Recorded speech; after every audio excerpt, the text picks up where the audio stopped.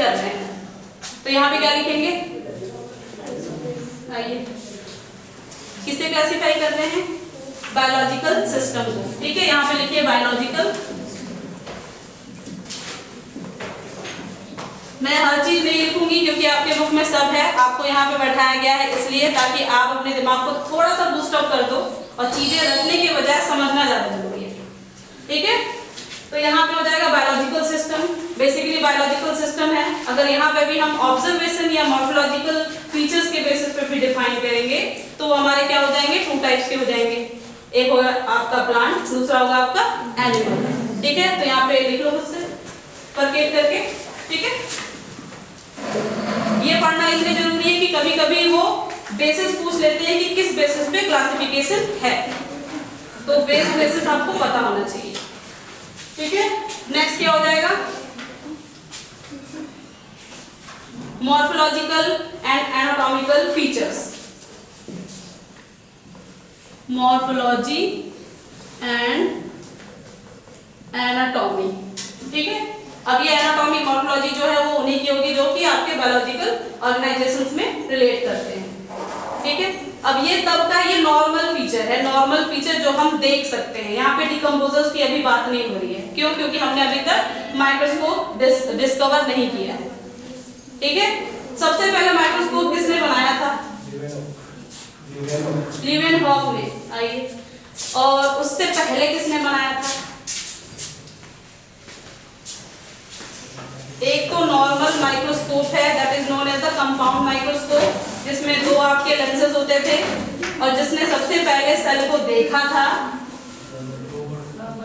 Robert Hooke ने। ठीक है, कब देखा था, 1664 66, ये जो एरा है इतना ही इंपॉर्टेंट है इसमें। तो उस टाइम में उन्होंने डिस्कवर किया था सेल को, और वो सेल कौन सी थी, कॉर्क सेल थी, यानी जो कॉर्क स्टॉपर होता है बॉटल का उसी को कट किया था, तो उसमें चैम्बर्स दिखाई दिए थे। उस हॉलो स्ट्रक्चर को उन्होंने कहा था vacant place known as the cell. Cell को कहते हैं ग्रीक में hollow structure bounded with the boundaries, multiple boundaries होती है उसमें। तो ऐसे एग्जैक्टली अगर कॉर्क क्या है, वो आपका प्लांट का पार्ट है, तो वो प्लांट सेल थी एक तरीके से, जो कि डेड थी। अब मैंने कहा है कि माइक्रोस्कोप जो है वो डिस्कवर हुआ था आपका 1664 में, और किसी ने अभी आंसर दिया कि लीवेनहॉफ। तो अगर हम इसको डिफाइन या डिवाइड करेंगे यहाँ पे, तो लीवेनहॉफ ने सबसे पहले आपको लिविंग सेल्स की मॉर्फोलॉजी बताई थी with the help of compound microscope. ठीक है, यहाँ पे डेड सेल बताई थी आपने रॉबर्ट हुक के द्वारा। ये क्लियर है ना, ठीक है।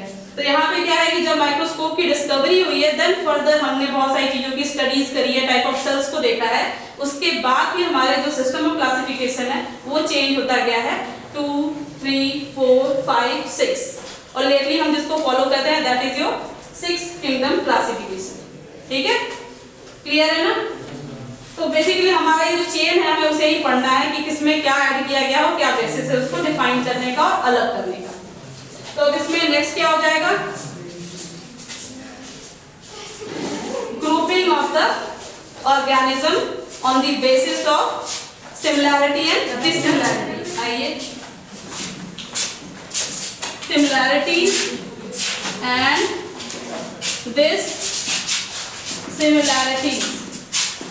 डिसिमिलैरिटीज अब ये किसकी है, ये आपके बायोलॉजिकल सिस्टम में जो भी प्रेजेंट है उसके बेसिस पे है, क्योंकि जब तक हम उसकी ग्रुपिंग नहीं करेंगे, और ग्रुपिंग करने के लिए सबसे ज्यादा इंपॉर्टेंट क्या है, मॉर्फोलॉजिकल फीचर्स, उसी के बेसिस पे हम उसको आइडेंटिफाई कर सकते हैं और ग्रुप कर सकते हैं। ओके, तो यहाँ पे ग्रुपिंग करने के लिए हम हेल्प करेंगे इन दोनों के थ्रू, हम उसको आइडेंटिफाई करेंगे, फिर ग्रुपिंग करेंगे कि जो सिमिलर है वो एक में होगा, जो डिसिमिलर है वो से अलग हो जाएगा। तो यही मेन एक्शन है आपका क्लासिफिकेशन का। ठीक है, on the basis of the morphological characteristic and anatomical features we categorize और making group of the similar और डिसिमिलर फॉर्म्स। ये होता है आपका क्लासिफिकेशन। नेक्स्ट है हमारा टैक्सोनॉमी। सबने सुना है टैक्सोनॉमी क्या होती है, आइए टैक्सोनॉमी बता दो आप, ऐसे सुनाई नहीं देता है ना। ओके, इन्होंने बताया 3 पॉइंट्स इसमें। सबसे पहले taxonomy is the branch of science जिसके थ्रू हम किसी भी प्लांट को क्लासिफाई करते हैं, यानी कि इसमें क्लासिफिकेशन है। अब क्लासिफिकेशन किसके बेसिस पे कर रहे हैं, सारे कैरेक्टरिस्टिक जो है उसके बेसिस पे कर रहे हैं, तो वो हो गया हमारा आइडेंटिफिकेशन। देन अब क्लासिफाई कर रहे हैं तो हमें एक डिनोटेड टेक्सा यूनिट चाहिए होती है, यानी एक कहेंगे वर्ल्ड वाइड रैंक चाहिए जिसके थ्रू हम उसको डिनोट कर सके। तो उसके लिए हमें चाहिए नॉमेनक्लेचर, ठीक है, नॉमेनक्लेचर चाहिए। जब ये तीनों मिल जाते हैं तो आपका पूरा का पूरा टैक्सोनॉमी कंप्लीट हो जाता है, ठीक है। अब इसमें इंपॉर्टेंट क्या है जो इसके बाद आ रहा है, आपने ये सुना होगा ICBM, फुल फॉर्म क्या है इसकी, आइए बोल दिया, अरे ऐसे ही आ जाएगा, कोई दिक्कत नहीं है, बस आओगे बैठोगे तो थोड़ा कम हल्ला करना है, अगर कोई क्वेरी है तो पूछिए, ठीक है, पर बातें नहीं करनी है, ओके। ICBM का फुल फॉर्म सब लड़के ही जानते हैं, जी बताइए। International code for botanical nomenclature. Botanical nomenclature, अगर हम जूलॉजी की बात करें तो जूलॉजिकल हो जाएगा, ये दोनों है, ठीक है। तो ये इंपॉर्टेंट है कि कभी कभी इसका फुल फॉर्म आ जाता है, बेसिकली यही आता है, ठीक है। तो ये है, ये बेसिकली आपका बॉटनी को डिनोट करता है कि बॉटनी से जितने भी टाइप ऑफ प्लांट्स आते हैं उसके क्लासिफिकेशन से रिलेटेड जो भी इंफॉर्मेशन है वो इसके अंदर आती है, ठीक है। नेक्स्ट आते हैं हम किंगडम क्लासिफिकेशन पे। सबसे पहले किसी ने बताया था कि क्लासिफिकेशन जरूरी क्यों है, तो अभी तक किसी ने आंसर तो नहीं दिया है। अब थोड़ा सा सोचते हैं कि क्लासिफिकेशन जरूरी क्यों है, क्या जरूरत है क्लासिफिकेशन की। क्योंकि आपको एम्बिग्यूटी जो होती है पॉपुलेशन में या किसी भी सब्सटेंस में, उसको दूर करने का सबसे अच्छा तरीका है कि उसको किसी ना किसी बेसिस पे कैटेगराइज करते हैं, ठीक है। जब उसको कैटेगराइज करेंगे तो ऑब्वियसली हमें ये सारी चीजें फॉलो करनी ही पड़ेंगी। अब क्लियर है, ओके। तो सबसे पहले मैंने नाम लिया था एरिस्टोटल का, जिनका मैंने टाइम मेरा बताया था 384 टू 322 BC। अब इस टाइम पे जब ये थे तो इन्होंने जो भी कैटेगराइज किया था इनका भी था 2 किंगडम क्लासिफिकेशन, यानी इन्होंने जितने भी all kind of the organisms थे उनको 2 ग्रुप्स में बांट दिया था on the basis of the morphological characteristic जो हम देख पाते हैं, बस ऐसे भी नहीं जो कि माइक्रोस्कोपिक हैं, जो जितने विजिबल हैं उन्हीं को बस कैटेगराइज किया। और यहाँ पे बेसिकली अगर हम करेंगे तो यहाँ पे 2 ही चीज आएंगी, एक आएगा आपका प्लांट, दूसरा आएगा आपका एनिमल। अब इसमें भी जितने भी टाइप ऑफ एनिमल है क्या वो सब सेम होते हैं, सेम तो नहीं होते हैं, बट उन्होंने इंक्लूड कर दिया बिकॉज उनकी जो बॉडी स्ट्रक्चर होती है वो अलग होती है। देन फर्दर उसमें उन्होंने अलग रखा था, इसके आगे आप उसमें नोट करिए, लिख दीजिए एरिस्टोटल ऊपर लिखिएगा, ठीक है। फिर उसके नीचे लिखिए 2 किंगडम सिस्टम। अब इसमें क्या है, इसको फरकेट करके लिख दो, यहाँ पे प्लांट, यहाँ पे एनिमल। ये तो हो गया, देख करके हम बता सकते हैं कि प्लांट क्या होता है और एनिमल क्या होता है। कुछ फीचर्स होते हैं ये स्टैटिक होते हैं, ये इसलिए बता रही हूँ क्योंकि इनका ये बेसिस है जिसके बेसिस पे उन्होंने 2 किंगडम में इसको डिवाइड किया है, ठीक है। अब यहाँ पे प्लांट में लिखिए सबसे पहले दे ऑल आर स्टैटिक। तो नॉर्मली स्टैटिक, अब स्टैटिक किस सेंस में है, 2 सेंस हो सकते हैं। एक तो स्टिमुलस के प्रति इनका कोई रिस्पॉन्स नहीं है, ठीक है, इसलिए स्टैटिक है। दूसरा, इनमें कोई लोकोमोशन नहीं होता है क्योंकि विजिबल नहीं है, विजिबल नहीं है तो हम देख नहीं सकते हैं कि उसमें मूवमेंट हो रही है कि नहीं हो रही है।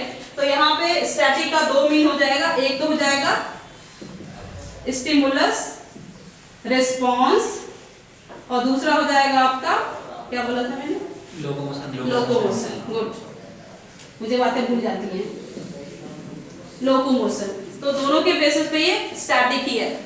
नेक्स्ट आते हैं, ये ऑटोट्रॉफिक होते हैं। ऑटोट्रॉफिक, ये डिपेंडेंट नहीं होते हैं, अपना खाना खुद ही बना लेते हैं। और क्या होगा, जो देखने में कैरेक्टरिस्टिक है बस वही, रिप्रोडक्शन। रिप्रोडक्शन, सेकंड क्या था, न्यूट्रिशन। तो न्यूट्रिशन के बेसिस पे यहाँ पे डैश करके फोटोसिंथेटिक एक्टिविटी लिख लो या फिर ऑटोट्रॉफिक एक्टिविटी, ठीक है। अब यहाँ पे रिप्रोडक्शन में इनका अलग होता है, तो आपको पता है जो होते हैं वो उस टाइम पे भी डिस्कवर किए गए थे, तो जो नाम दिया गया था वो भी वही है, उगोनिया और एंथ्रीडिया। ठीक है, ये जो टर्म आया है वो वहीं से आया है। अब यहाँ पे क्या है, ये तो हो गया प्लांट के लिए। अब इस यहाँ पे चलते हैं एनिमल के लिए। एनिमल में भी वही सारे बेसिस होंगे, बस यहाँ पे क्या होगा, अगर हम स्टैटिक लिख रहे हैं स्टिमुलस रिस्पॉन्स के लिए तो यहाँ पे लिखेंगे एक्टिव। ठीक है, सेकंड क्या हो जाएगा, ऑटोट्रोपिक और हेटेरोट्रोपिक। एक्चुअली दोनों आएगा, पर यहाँ पे क्या है, उस टाइम पे उन्होंने यूग्लिना देखा तो था नहीं, इंटरलिंक जो होता है, तो इसलिए यहाँ पे उसको नहीं ऐड करेंगे, हेटेरोट्रोपिक कर देंगे। Because we all are depend on the plant, फिर प्लांट पे दूसरे डिपेंड करते हैं, मतलब उनके ऊपर कोई और डिपेंड करता है। तो ये जो चेन उन्होंने स्टडी तो की होगी, उस टाइम भी जानवर थे, एक दूसरे को खाते होंगे, पौधे भी हम खाते थे। ठीक है, तो उस बेसिस पे क्या हो जाएगा, अगर हम न्यूट्रिशन की बात करेंगे तो यहाँ पे हेटेरोट्रोपिक हो जाएगा। और मैंने अभी बोला था रिस्पॉन्स के लिए एक्टिव और लोकोमोशन के लिए मोटाइल, क्योंकि मोटाइल तो है ही। ओके, रिप्रोडक्शन में उस टाइम पे डिग्निफाइड नहीं था, मॉर्फोलॉजिकली कह सकते थे दे बोथ आर डिफर, ये था। ठीक है, तो ये है आपका एरिस्टोटल का। नेक्स्ट आते हैं हम कैरोलस लिनियस के टू किंगडम क्लासिफिकेशन पे।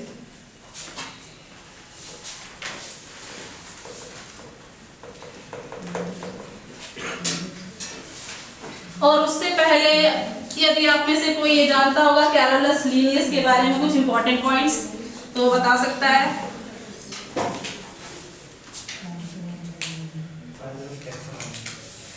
किसने कहा, वेरी गुड, उसने तो क्लियरली कह दिया, फादर ऑफ टैक्सोनॉमी। ठीक है, ये एक पहला इंपॉर्टेंट चीज है ये कैरोलस लिनियस के लिए। उनका कोई दूसरा भी नाम था, सब तुम्हें ही पता है, और कोई सुनाई दिया किसी को, क्या नाम बोला उन्होंने,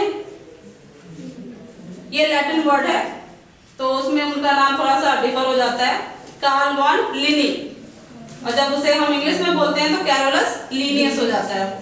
ठीक है, ये यहाँ पे इसलिए इंपॉर्टेंट है क्योंकि जो भी टैक्सोनॉमी का जो टर्म आया that was given by him, सबसे पहली बार इन्होंने दिया था, जिसमें जो कि स्टार्टिंग में हमने तीन चीजें यहाँ पे डिफाइन की थी, आइडेंटिफिकेशन, क्लासिफिकेशन एंड नॉमेनक्लेचर। आइए, तो ये तीनों चीजें टैक्सोनॉमी में आती हैं, और टैक्सोनॉमी का जो टर्म है और यूज है वो यहाँ पे कैरोलस लिनियस ने दिया था। ठीक है, नेक्स्ट क्या है, जो हमने बोला nomenclature, that is also given by him, और नॉमेनक्लेचर को उन्होंने क्या दिया था, बाइनोमियल नॉमेनक्लेचर, यानी टू सिस्टम होने चाहिए नेमिंग फॉर्म में। तो नेमिंग फॉर्म के लिए जो उन्होंने दिया है बाइनोमियल नॉमेनक्लेचर, उसमें क्या क्या आता है, genus and species. Modern time में अभी क्या आता है, फॉर्मी स्पीसीज कभी कभी आती हैं। फॉर्मी स्पीसीज इसलिए क्योंकि हमारी बॉडी में भी अगर हमें पुराने आदमियों से कंपेयर किया जाए हमारी बॉडी को, तो हमारी बॉडी में फर्दर कुछ ना कुछ चेंजेस हैं ऐसे जो कि मॉर्फोलॉजिकली दिखते भी हैं। ठीक है, तो इसीलिए हमारी जो स्पीसीज है वो फॉर्मी स्पीसीज में भी कन्वर्ट हो गई है। तो ये थोड़ा सा नया टर्म है, तो इसे भी याद रखिएगा कि फॉर्मी स्पीसीज का भी टर्म अभी मॉडर्न टाइम पे यूज होता है, जिसको कहते हैं होमो सेपियंस सेपियंस। ठीक है, अब हाँ एक चीज और, कार्ल वॉन लिनियस की बात हो रही है, तो इनका भी जो सिस्टम है ये भी बेसिकली एरिस्टोटल के ऊपर ही बेस्ड है, बट जो बेसिस है वो चेंज हो गया है। अब बेसिस में लिखिए, what is the basis for this kind of classification. सबसे पहला हो जाएगा morphological observation. Morphological observation, morphological मतलब ये है जो एक्सटर्नल अपीयरेंस होता है उसका पूरा का पूरा डिस्क्रिप्शन। ठीक है, दूसरा आएगा इसमें एनाटॉमिकल फीचर्स। एनाटॉमिकल फीचर्स में माइक्रोस्कोपिक स्टडी की थी इन्होंने, क्योंकि तब तक आपका माइक्रोस्कोप डिस्कवर हो गया था। ओके, टाइम पीरियड है इनका, पहले लिखते हैं यार,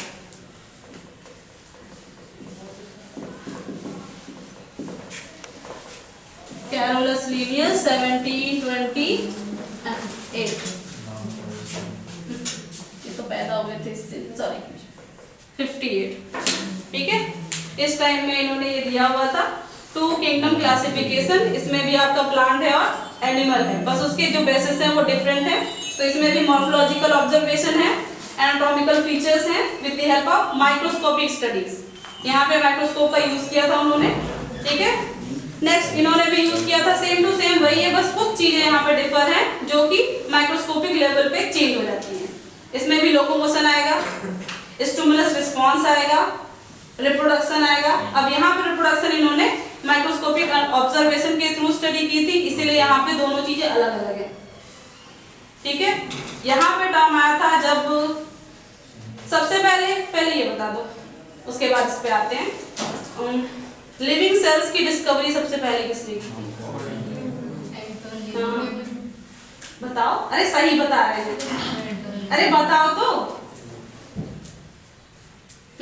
तुम्हें ही पता है, एंटोनी वॉन लीवेनहॉफ ने की थी, ठीक है। एक्चुअली क्या था कि उन्होंने सबसे दूसरी बार उन्होंने माइक्रोस्कोप मतलब बनाया था, जिसमें उन्होंने ग्लास बबल को यूज किया था at the place of the lenses, ठीक है। तो ग्लास बबल थे, बहुत ही अजीब सा उनका माइक्रोस्कोप था, जिसमें 2 ग्लास बबल्स होते थे, उसको इमर्ज किया जाता था with the help of water, तो वो एक थिक लेंस की तरह वर्क करता था। समझ में आ रहा है? जैसे इन केस अगर आपके पास कोई कॉन्वेक्स या कॉनकेव आपका मिरर है या लेंस है, तो अगर उसके ऊपर वाटर डाल देंगे तो वो पूरा का पूरा समतल हो जाता है ना, तो वैसा ही सिस्टम उन्होंने बताया था, जिसके थ्रू उन्होंने बहुत सारे लिविंग ऑर्गेनिजम्स को स्टडी किया था। जब ये हुआ था, उसी के बाद आपके कैरोलस लिनियस ने फर्दर स्टडी की, रिप्रोडक्शन की in animal and in plants, ठीक है। इंपॉर्टेंट क्या है कि इनका 2 किंगडम क्लासिफिकेशन था, और इसका बेसिस थोड़ा सा अलग है क्योंकि यहाँ पे माइक्रोस्कोप पहले से ही है, ठीक है। और क्या इंपॉर्टेंट है जो आपने इससे पहले डिस्कस किया कि इन्होंने क्या क्या किया हुआ है, नॉमेनक्लेचर दिया हुआ है, बाइनोमियल नॉमेनक्लेचर, उसके बाद टैक्सोनॉमी के फादर हैं, ठीक है। ये 2-3 चीजें हैं जो कि इंपॉर्टेंट है इसमें। अब इसमें क्या है, अगर आपने प्लांट देखा होगा तो प्लांट का जो कैटेगराइजेशन है यहाँ पे हैबिट के बेसिस पे भी डिवाइडेड है, तो एक और बेसिस क्या हो गया, हैबिट हो गया। अब हैबिट के बेसिस पे आपके प्लांट कितने टाइप के हो जाएंगे? एक्वाटिक हो जाएंगे, जीरोफिटिक हो जाएंगे और मेसोफिटिक हो जाएंगे, यही ना होंगे। अगर हम एनिमल्स की बात करें तो कुछ ऐसे एनिमल्स हैं जो कि वाटर में प्रेजेंट होते हैं, कुछ टेरेस्ट्रियल होते हैं और कुछ एयर में होते हैं। तो ये हो गया ना बेसिस आपका क्लासिफिकेशन करने का, ठीक है। तो इसमें नॉर्मली मुझे ये तो डिस्कस नहीं करना पड़ेगा what is the main features of the plant and animals. मैं आपसे ही पूछ लेती हूँ, जो पिक्यूलियर कैरेक्टरिस्टिक होता है, पिक्यूलियर जनरलाइज वे में नहीं, जो ये डिस्टिंग कर सके कि ये प्लांट है और ये एनिमल है।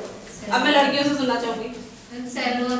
सेल वॉल, अगर हम सेल वॉल को देखें तो सेल वॉल प्लांट में कैसा होता है, थिक होता है, प्रेजेंट भी होता है। उस टाइम पे सेल्यूलोज डिस्कवर नहीं हुआ था, इसीलिए बस थिक वॉल, ठीक है, और मल्टी एंगुलर होता है वो। दूसरी तरफ एनिमल में सेल वॉल प्रेजेंट होती है, एब्सेंट होती है, क्या होती है, एब्सेंट होती है। सम काइंड अगर प्रेजेंट भी होती है तो वो लूज होती है और वो पॉलीसैकेराइड की बनी होती है, जिसे हम पेलिकल कहते हैं, ठीक है। एनिमल सेल का पहला डिस्टिंक्ट कैरेक्टर यही है।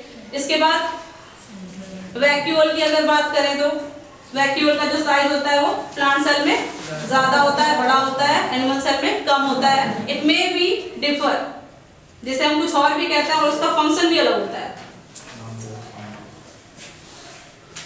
जैसे कॉन्ट्रैक्टाइल, वैक्यूल, इनका काम क्या है, ये लोकोमोशन में भी हेल्प करते हैं और फूड के डाइजेशन में भी हेल्प करते हैं। क्लियर कट, ठीक है।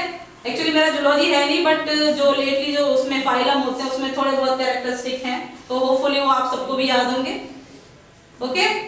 और क्या बेसिस है डिफरेंस का, क्लोरोप्लास्ट। अगर हम इसमें यहाँ पे बात करते हैं नरिशमेंट या न्यूट्रिशन की, तो यहाँ पे हो जाएगा ऑटोट्रोफिक और हेटेरोट्रोफिक फॉर्म हो जाएगा। अब इसको फर्दर डिवाइड करेंगे तो एक में फोटोसिंथेटिक एक्टिविटी हो रही है with the help of chloroplast, और दूसरे में हेटेरोफिटिक है, तो वो सेप्रोफिटिक होगा, पैरासिटिक होगा, सिम्बायोटिक होगा, और देन और क्या हो सकता है।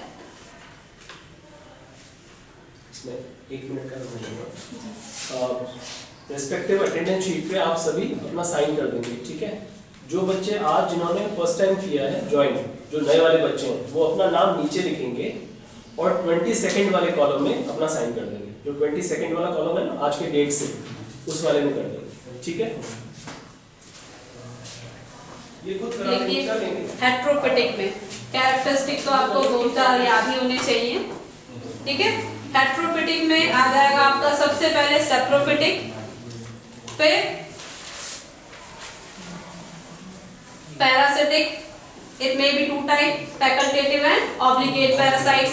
एग्जांपल तो सबको याद होंगे, एक दो तो सबको याद होंगे, तो जो बंच ऑफ एग्जांपल्स होते हैं उसमें से फाइंड आउट तो कर सकते हो ना कि कौन सा सेप्रोफिटिक है, कौन सा पैरासिटिक है।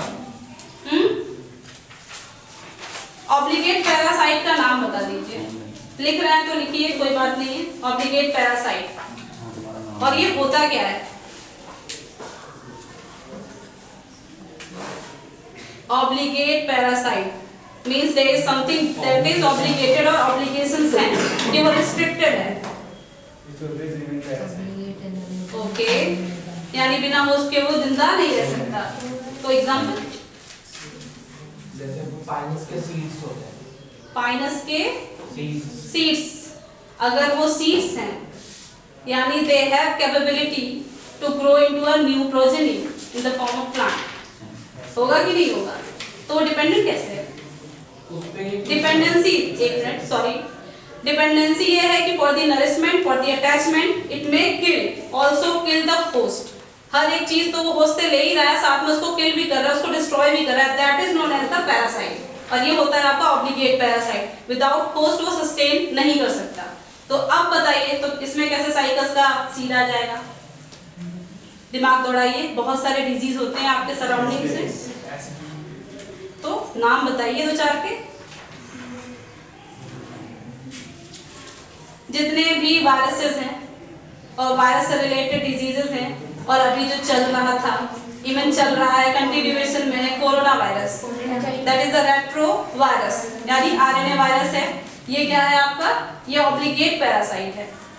ये एनवायरनमेंट में कैसे सस्टेन करेगा? इनर्ट पार्टिकल की तरह, बट अगर इसको होस्ट मिल जाएगा तो वो डिजीज कॉज करेगा और एप्लीकेट करेगा, बट इसको यहाँ नहीं रख सकते। बट ये है आपका एक type of obligate parasite. Puccinia का नाम सुना है? फंगस होता है, ठीक है, वो डिजीज कॉज करता है व्हीट प्लांट में, rust of wheat, black rust of wheat, और भी अदर कलर के भी होते हैं, और स्मर्ट भी होता है उसमें यूज लैबो के थ्रू, और व्हाइट ब्लिस्टर ऑफ क्रूसीफर्स होते हैं। मैं वही चीजें गिना रही हूँ जो आपके सिलेबस में है।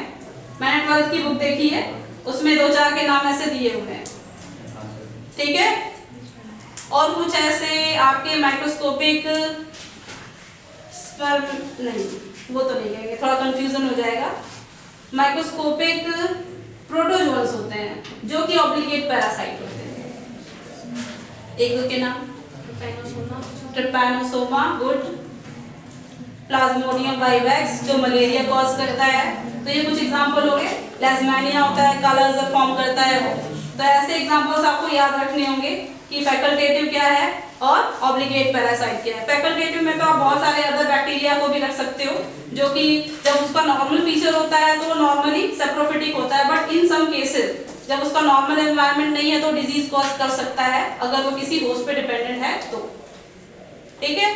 फर्दर इसको बाइंड अप करते हैं, यहाँ पे इतना नहीं, मैं बस बता रही थी कि प्लांट में आपके जितने भी हैं on the basis of habit and on the basis of the morphological characteristic, ये भी यहाँ पे डिस्टिंक्ट हैं। जैसे इसमें एल्गी आएगा ना, बट यहाँ पे क्या था, इन्होंने फंजाई को भी रख लिया था, बैक्टीरिया भी रख लिया था, क्योंकि वाटर में जहाँ पे ग्रीन कलर का ब्लूम आ रहा है तो उन्होंने मान लिया कि जो ग्रीन कलर का है that is the belonging of the plant या प्लांटी, तो इसीलिए उन्होंने बैक्टीरिया भी रख लिया इसमें। फिर ब्रायोफाइट, टेरिडोफाइट, स्पर्मेटोफाइट, जिसको एंजियोस्पर्म कहते हैं, ये सारा इंक्लूड कर लेंगे तो ये सारा प्लांट में आएगा।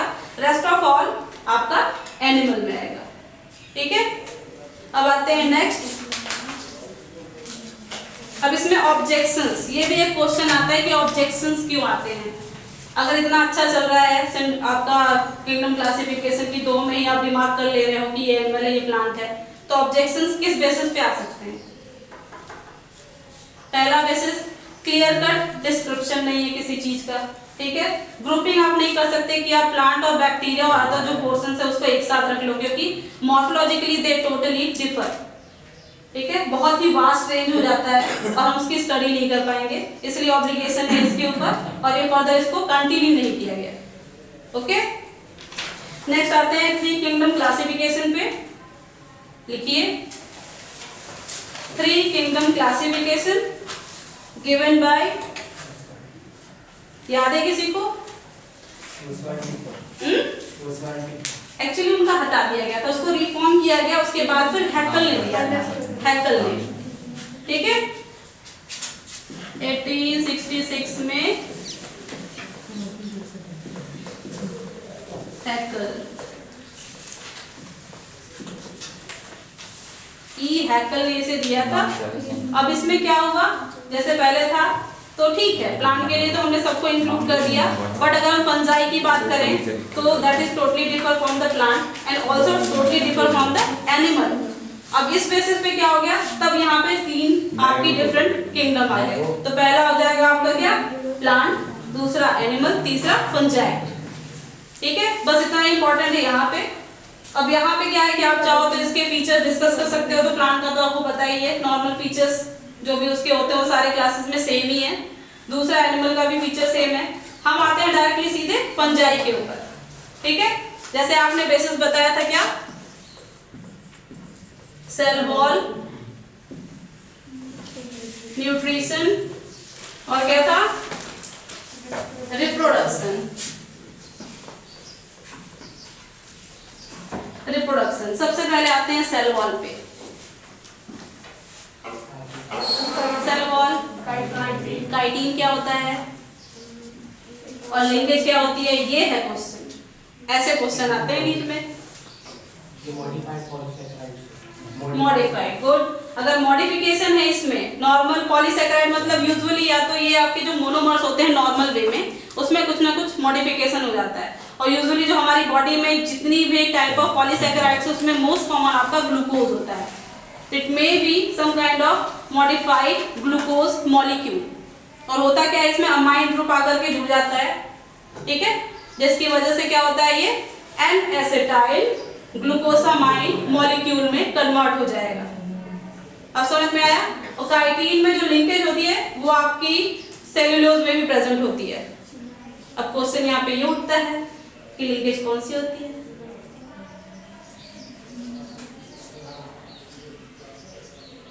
बीटा 1,4 लिंकेज, ग्लाइकोसाइडिक बॉन्ड जिसे कहते हैं।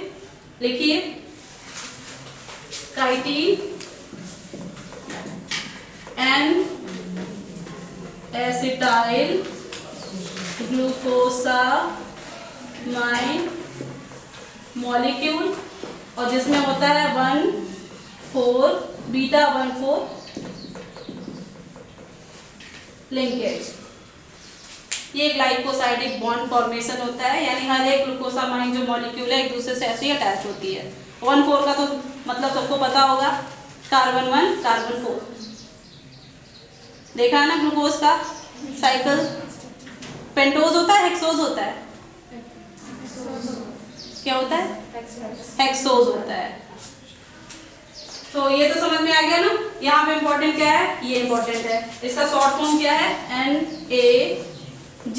ये कहीं और भी आपने देखा होगा, गुड। बैक्टीरियल सेल वॉल जो होती है, जो कि म्यूराइन बोला जाता है उसे, या नॉर्मली उसे हम बोलते हैं पेप्टिडोग्लाइकन, ठीक है। तो वहां पे एक जो सब्स्टिट्यूट होता है वो आपका यही होता है, एन-एसिटाइल ग्लूकोसामाइन। यहाँ पे इंपॉर्टेंट है। इंपॉर्टेंट क्या है कि सबसे पहले फंजाई का जो सेल वॉल है वो काइटिन का फॉर्म, मतलब काइटिन का बना होता है, और इसमें जो सब यूनिट्स होते हैं वो ये होते हैं, और लिंकेज ये होता है। तो ये इंपॉर्टेंट है इसमें। अब आते हैं इसके न्यूट्रिशन में।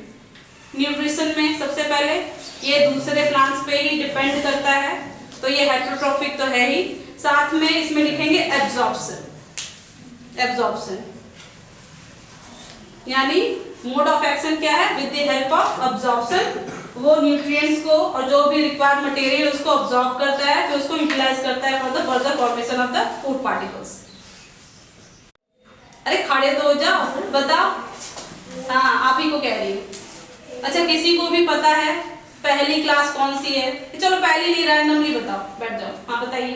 फाइकोमाइसीटीज, एस्कोमाइसीटीज, डेसिडोमाइसीटीज, डिप्लोमाइसीटीज। चलो इतने सीक्वेंस में सब सही बताया है, ठीक है। और ये भी क्लासिफिकेशन जो है कहीं ना कहीं पे आपके मोड ऑफ न्यूट्रिशन पे बेस्ड है, सेल वॉल पे बेस्ड है, रिप्रोडक्शन पे बेस्ड है, ठीक है। तो इस बेसिस पे अगर देखेंगे तो यहाँ पे क्या है, फंजाई में अब यहाँ पे रिप्रोडक्शन के बेसिस पे भी क्लासिफाई किया गया। इट मींस कि इसका जो क्लास रिप्रोडक्शन है वो भी वेरी है, डिफर है फ्रॉम प्लांट एंड एनिमल, ठीक है।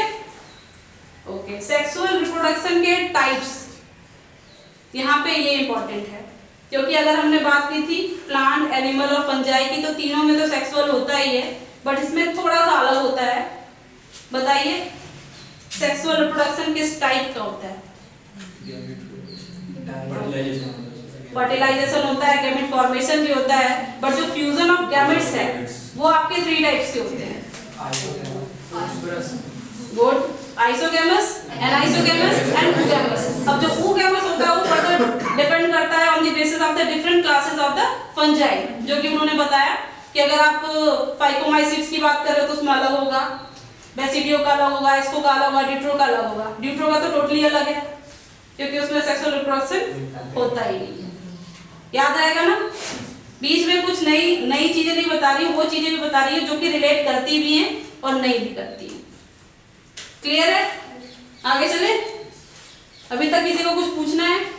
क्योंकि अभी तक तो कुछ ऐसा आया नहीं है, लेटली हम पूछेंगे एक दूसरे से। 3 किंगडम क्लासिफिकेशन में अब यहाँ पे क्या था कि इन्होंने जो दिया है वो 3 है। 3 के बेसिस पे इन्होंने यहाँ पे प्लांट, एनिमल और प्रोटिस्टा कर दिया है। फंजाई बाद में फर्दर इसमें ऐड किया गया था, वो तो एडेड है ही, बट यहाँ पे क्या था, अभी भी प्लांट में फंजाई को इंक्लूड माना गया है।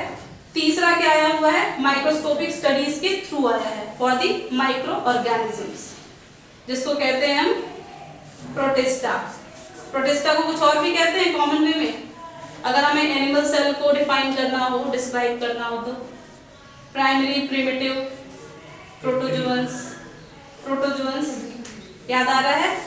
जूप्लैंक्टॉन्स जो होते हैं यूनिसेलुलर फॉर्म्स होते हैं, ठीक है, तो वो प्रोटिस्टा में ही आते हैं। तो कुछ इसमें एम्बिगुएशन है जिसकी वजह से ये डिफाइन नहीं है कि प्रोटिस्टा के जो हैं एनिमल या ऑर्गेनिजम्स वो कहाँ आएंगे, वो आपके प्रोटिस्टा में ही आएंगे या एनिमल में आएंगे। इसीलिए फर्दर जाकर के 6 किंगडम क्लासिफिकेशन फॉर्म हुआ है, वहां पे सारी चीजें डिवाइडेड हैं on the basis of the cell type, cell organization and thallus organization, ठीक है। अब आते हैं यहाँ पे 2 चीजें तो वैसे ही हैं, प्रोटिस्टा के बारे में थोड़ा सा डिस्कस करिए। प्रोटिस्टा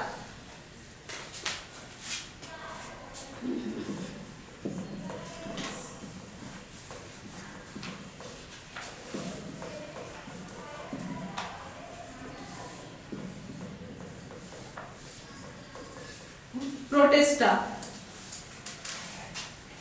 पहला कैरेक्टर,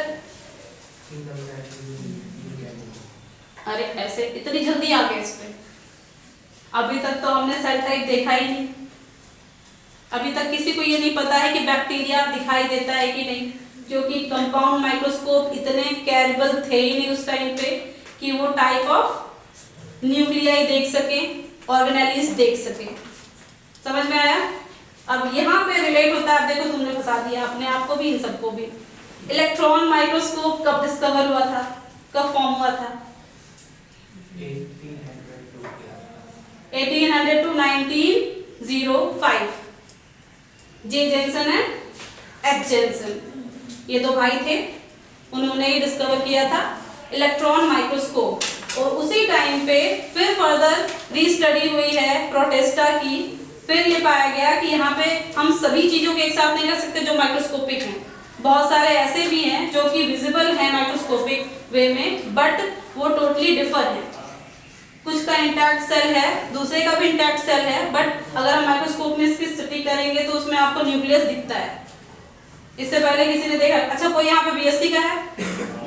बीएससी आज कोई नहीं? अच्छा, आपको तो प्रैक्टिकल में माइक्रोस्कोप में कभी भी सेल देखा है? मतलब मैं बस ऑब्जर्वेशन के बेसिस से पूछ रही हूँ कि यूजुअली हम प्लांट सेल देखते हैं तो एक प्रोमिनेंटली आपको वैक्यूल दिखता है और साथ में आपको एक सेंट्रलाइज्ड न्यूक्लियस दिखता है, ठीक है।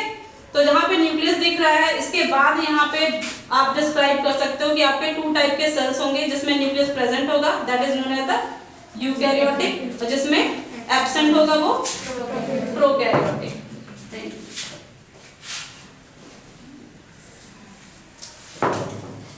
तो हम जहाँ पे आएगा इलेक्ट्रॉन माइक्रोस्कोप का डिस्कवरी जहाँ पे हुआ है वहां पे आएगा, ठीक है।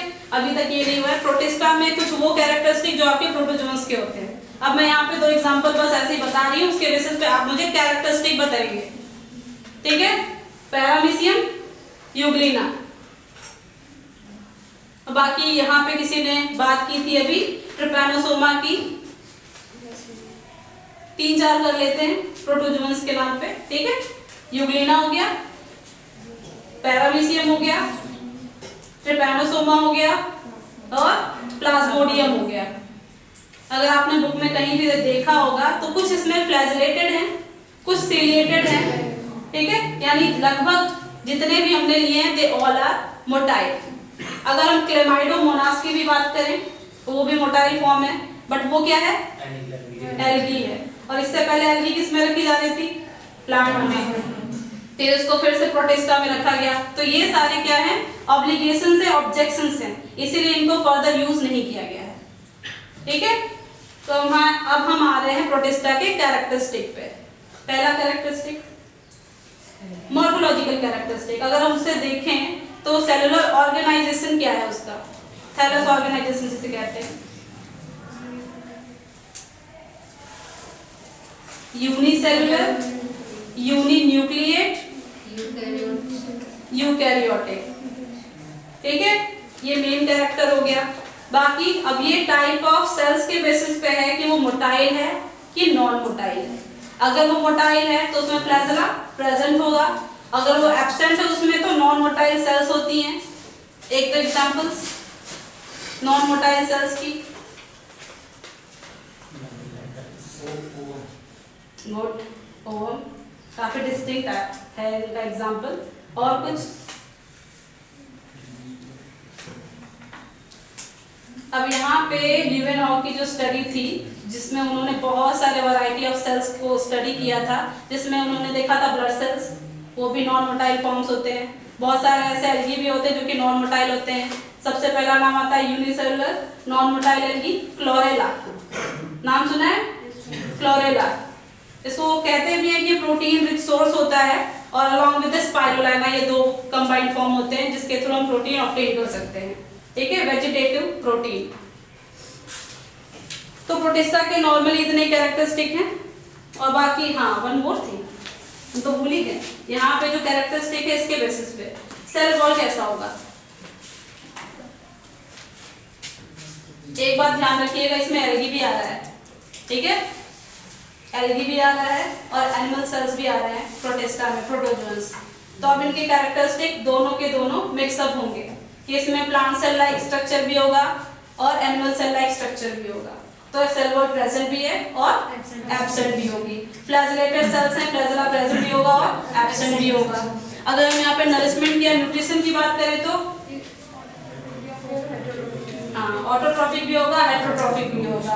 और साथ में इसमें एक और टर्म जुड़ जाएगा, होलोजोइक, होलोजोइक, जो कि अमीबा में होता है। अमीबा भी तो इसमें आएगा, तो होलोजोइक टर्म भी यहाँ पे इंक्लूड हो जाएगा। होलोजोइक क्या होता है, engulfing of the food particle with the help of the whole body. पूरी की पूरी जो यूनिसेलुलर बॉडी होती है वो एक कैविटी फॉर्म करती है और पूरा का पूरा जो फूड पार्टिकल होता है उसको ट्रैप आउट करके एनगल्फ कर लेती है, जैसे हम निगल देते हैं ना वैसे। तो इसे कहते हैं होलोजोइक, ठीक है, ये मूवमेंट होलोजोइक होता है। नेक्स्ट है आपका रिप्रोडक्शन। रिप्रोडक्शन दोनों टाइप के होंगे, इसमें कैसे होंगे, प्रोटोजोन्स में कैसे होता है, पैरामीशियम में कैसे होता है, बाइनरी फिजन नाम सुना है, बाइनरी फिजन।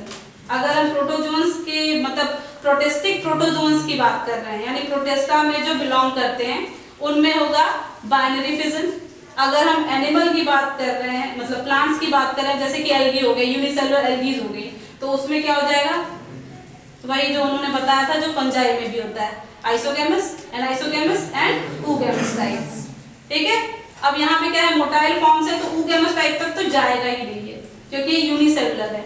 oogamous होने के लिए हमारे पास स्टेराइल सेल्स होनी चाहिए और पूरी की पूरी बॉडी कभी भी कन्वर्ट नहीं हो सकती है आपके ओवर फॉर्मेशन के लिए, स्पर्म फॉर्मेशन के लिए। समझ में आ रहा है ना? तो यहाँ पे क्या होगा, isogamous and anisogamous, that's it. ठीक है, ये क्लियर है? नेक्स्ट 5 वाला तुरंत आ गया था। ठीक है, तो यहाँ पे बस आप लिख लीजिए, ये लिख लीजिए कि 4 kingdom classification given by Copeland.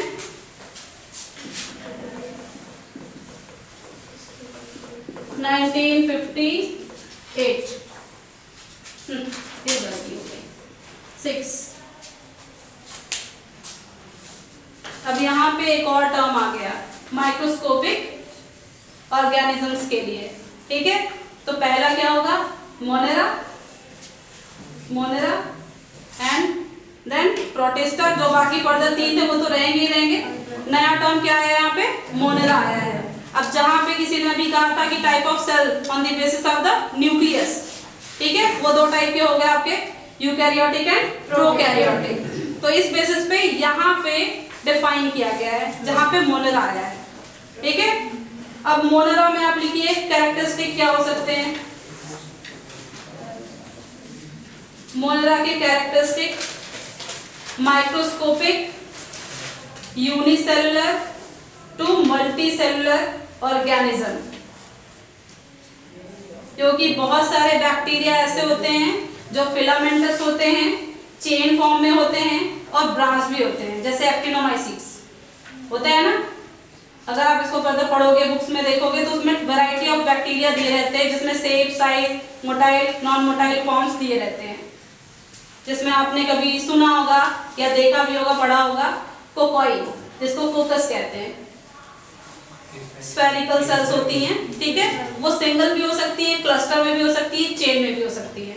अगर वो चेन में है तो उसको स्ट्रेप्टोकोकस कहते हैं, क्लस्टर में है तो ट्रोबुलो कुछ और नाम होता है, ये कहते हैं। अगर वो सिंगल होती है तो कोकोई होती है, नॉर्मल कोकोई होती है। बैसिलस फॉर्म्स होते हैं, रॉड सेप्ट होते हैं। अच्छा, कार्ड में कौन से बैक्टीरिया मिलते हैं, लैक्टोबैसिलस, और एक और होता है क्योंकि उसमें 2 एसिड बनते हैं, मैलिक एसिड बनता है और लैक्टिक एसिड बनता है। जो लैक्टिक एसिड बनता है वो तो आपका उससे बनता है, मैलिक एसिड किससे बनता है, अरे 2 प्रोमिनेंट बैक्टीरिया तो होते हैं कार्ड में। याकुल्ट वाला पिया है,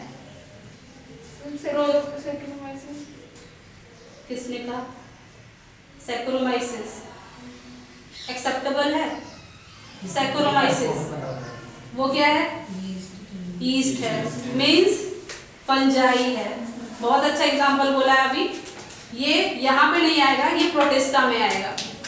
तो आप देख सकते हो कि जो भी क्लासिफिकेशंस हैं, अगर उसको हम माइक्रोस्कोपिक लेवल तक स्टडी करें तो कुछ ना कुछ ऐसे ऑर्गेनिजम्स हैं जो कि वेल डिफाइंड नहीं है on the basis of that kind of classification, इसीलिए फर्दर उसमें चेंजेस किए गए हैं। मोनेरा में बेसिकली आपके प्रोकैरियोटिक सेल्स आते हैं। ठीक है, लिख दीजिए Monera primitive cells, primitive cells, और प्रिमिटिव में भी क्या आएगा, प्रोकैरियोटिक सेल्स।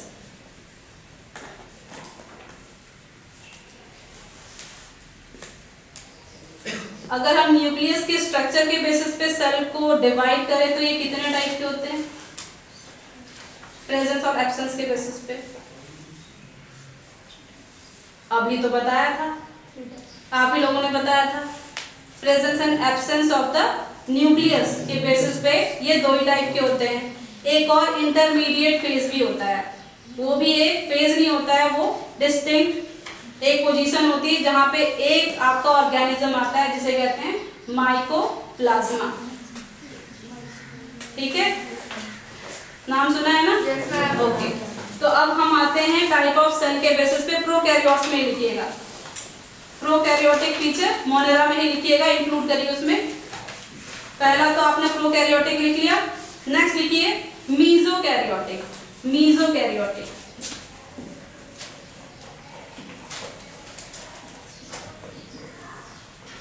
ये प्रेजेंट होता है आपके माइकोप्लाज्मा में। माइकोप्लाज्मा ये इंपॉर्टेंट है, इसलिए मैंने इसको इंक्लूड कर लिया इसमें। इवन ये यूनिसेलुलर ही होता है और ये बैक्टीरिया ही होता है, इसलिए आपका मोनेरा में आएगा। और भी अदर जितना आपने बताया है, जो कि कर्ड के बैक्टीरिया हो गए, और फर्दर आपके राइजोबियम हो गया जो नाइट्रोजन फिक्सिंग का वर्क करता है, और भी बहुत सारे सॉइल बैक्टीरिया होते हैं जैसे कि जो आपके न्यूट्रिएंट की जो साइक्लिंग होती है उसको परफॉर्म करते हैं, जिसमें आपका हाइड्रोजन का आता है, नाइट्रोजन का आता है, सल्फर का आता है। ठीक है, और कुछ ऐसे ग्रीन बैक्टीरिया होते हैं, बहुत सारे नाम है इसमें, तो ग्रीन सल्फर बैक्टीरिया है, green purple bacteria. Cell wall, bacterial cell wall उन्होंने बताया था पेप्टिडोग्लाइकन। ठीक है, पेप्टिडोग्लाइकन में इंपॉर्टेंट क्या है, ऑल्सो डैश करके लिखो सेल वॉल। सेल वॉल ये मोनेरा में ही चलेगा, सेल वॉल। ठीक है, सेल वॉल पेप्टिडोग्लाइकन।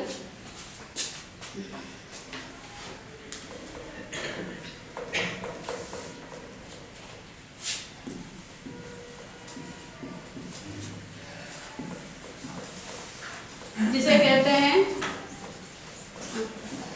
म्यूरेइन, कॉमनली इसे म्यूरेइन कहते हैं क्योंकि इसमें एक डिस्टिंक्ट सब्सटेंस होता है, सब्स्टिट्यूट होता है, जो मिल करके, इससे पहले मैंने जो बताया था यहाँ पे NAG से मिल करके पेप्टिडोग्लाइकन बनता है।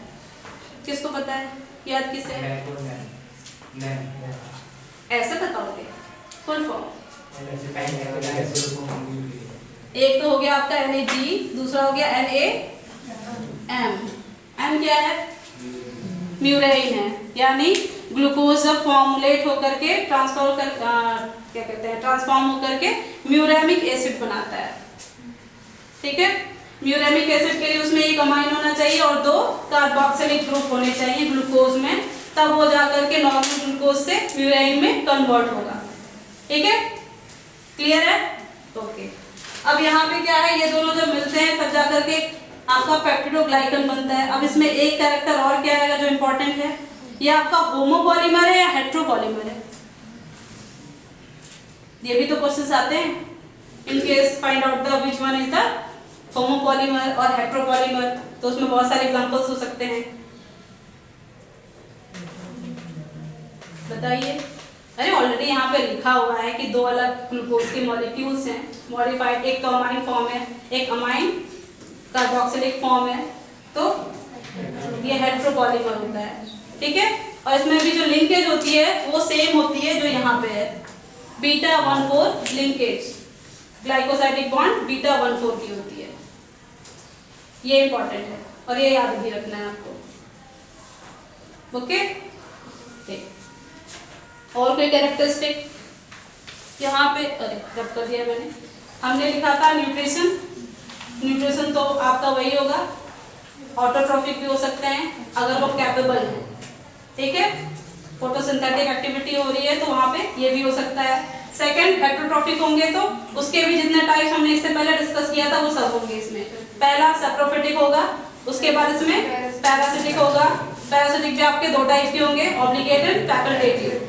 ठीक है, नेक्स्ट क्या आएगा, सिम्बायोटिक, म्यूचुअल सिम्बायोटिक एसोसिएशन वाले आएंगे इसमें। देन फर्दर कीमोसिंथेटिक, हाँ ये तो आएंगे ही आएंगे। कीमोसिंथेटिक भी आपके डिफरेंट टाइप के होते हैं, वो सोर्सेस पे डिपेंड करता है कि कार्बन डाइऑक्साइड और इलेक्ट्रॉन डोनर यानी एनर्जी सोर्स और इलेक्ट्रॉन डोनर वो कहाँ से ले रहे हैं, तो उसके जो मेन सब्सटेंसेस होते हैं उसी के बेसिस पे न्यूट्रिशनल मोड को डिवाइड किया गया है। ठीक है, आप चाहो तो घर पे जाकर के इसको रीस्टडी करना और एक टेबल फॉर्म करना, उससे जल्दी याद हो जाएगा। और उसके बगल में एक एग्जांपल लिखना है, और करना कैसे है,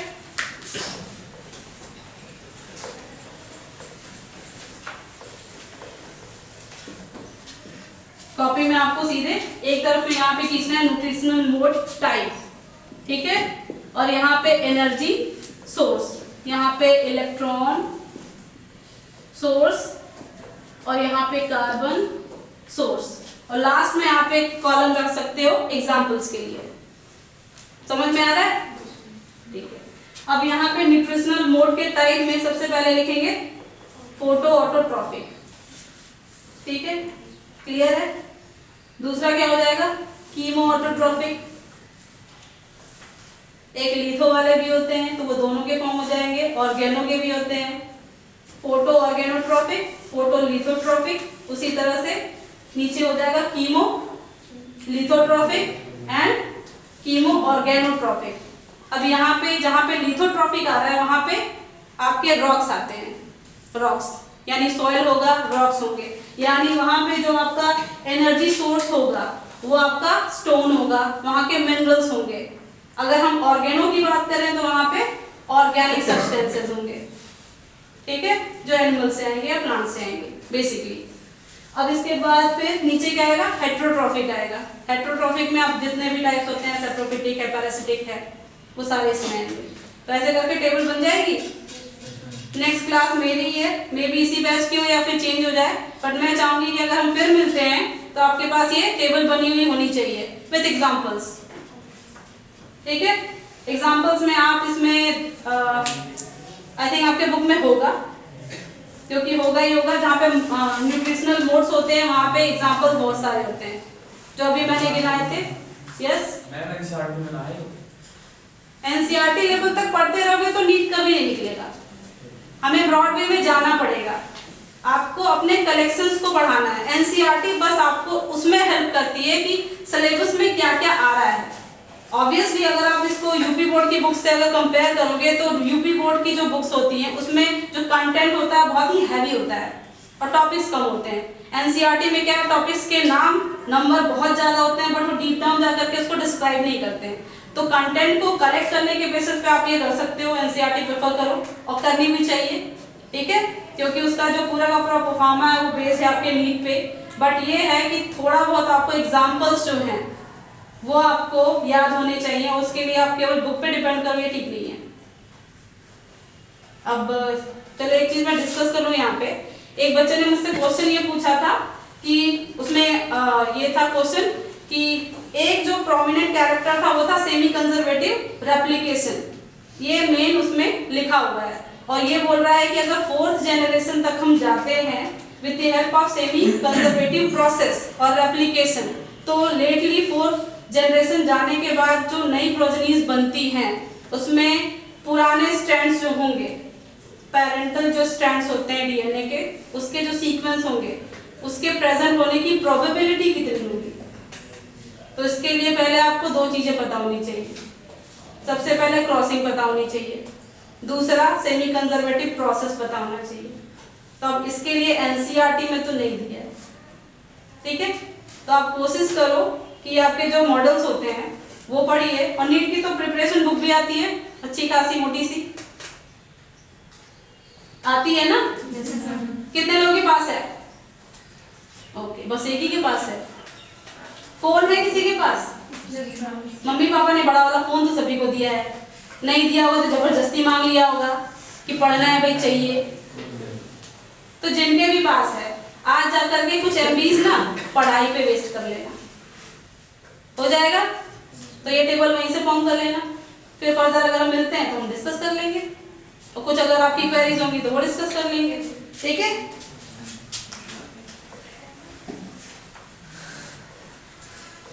आपको पढ़ी हुई चीजें ही पढ़ा रही हूँ तो इसलिए इसमें ज्यादा प्रॉब्लम नहीं होनी चाहिए, बस ये है कि आपको रिकॉल करना है।